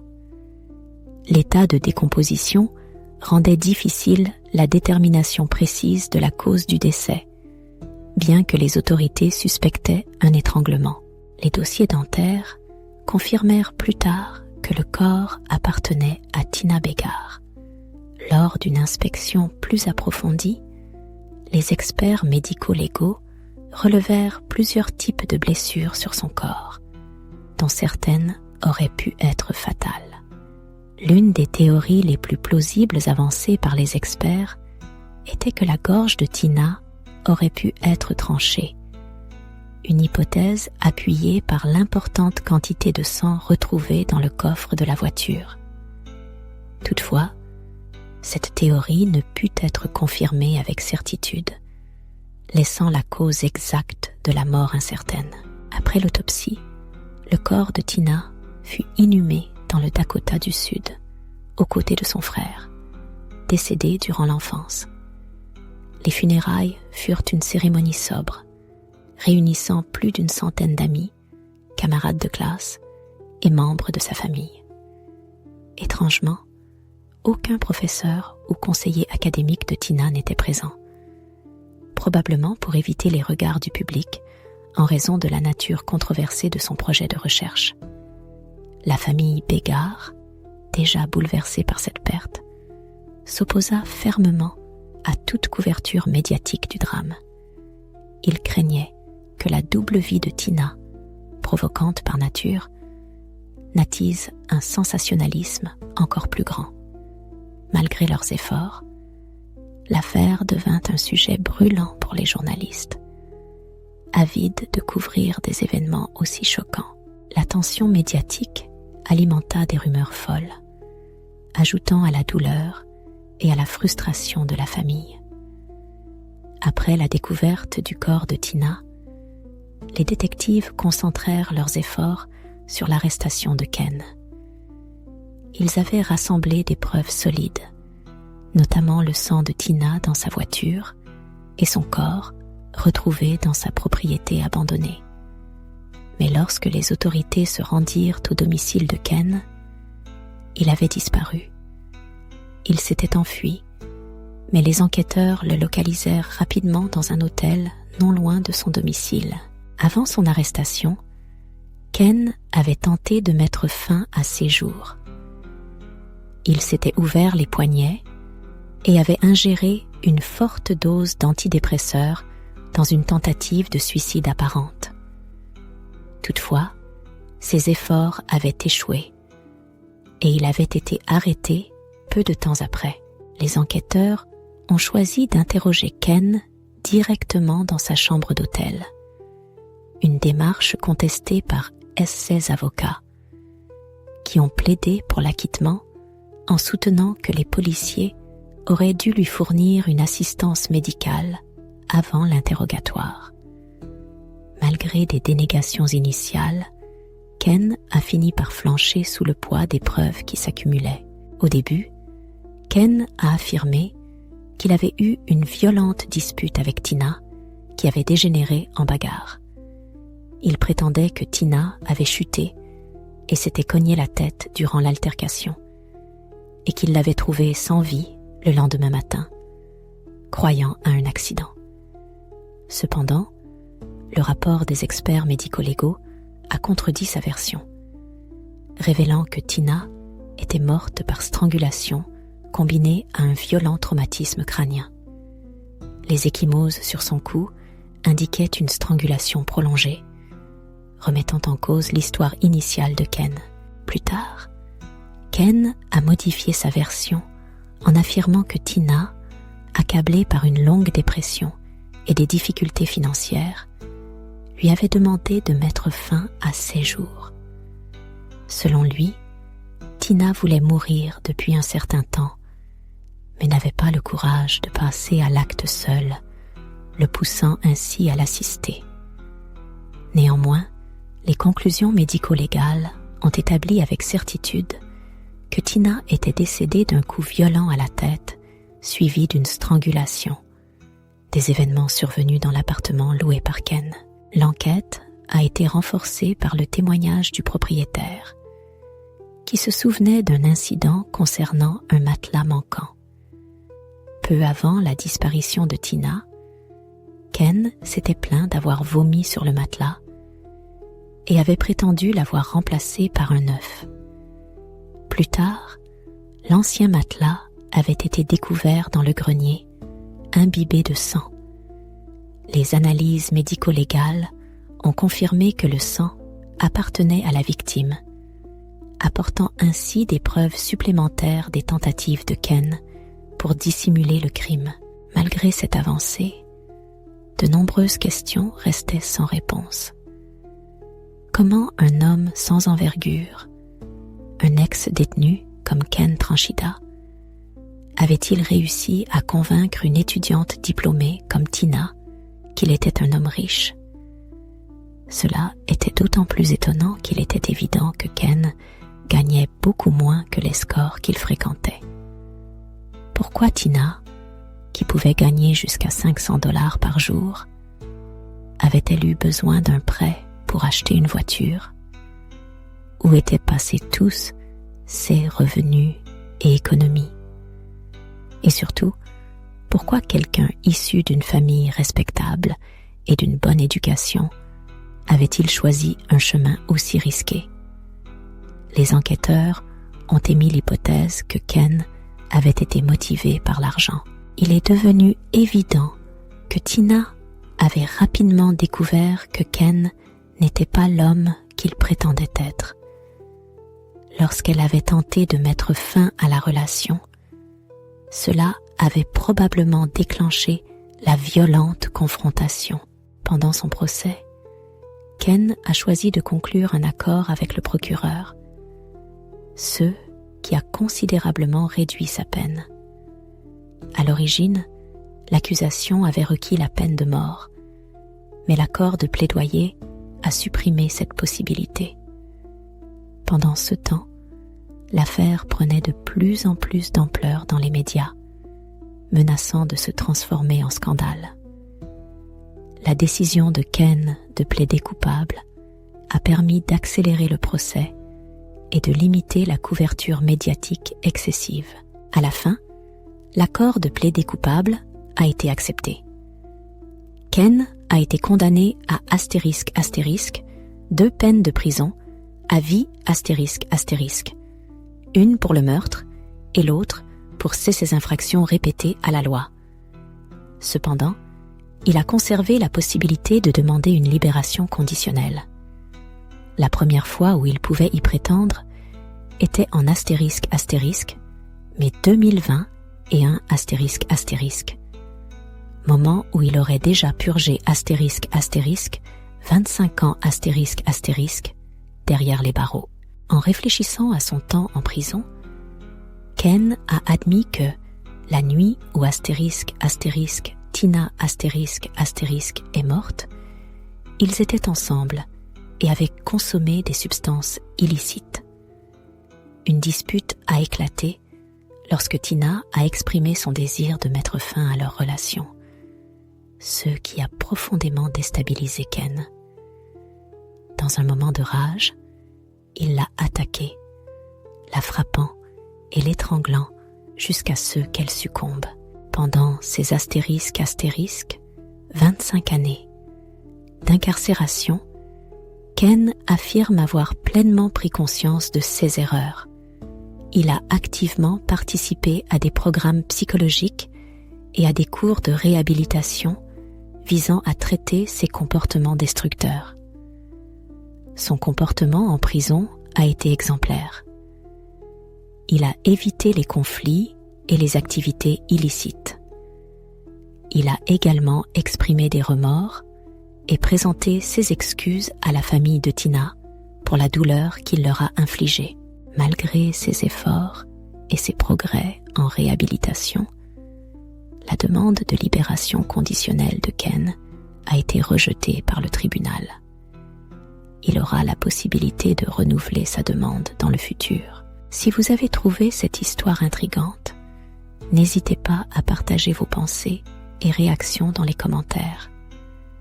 Vos retours sont toujours appréciés.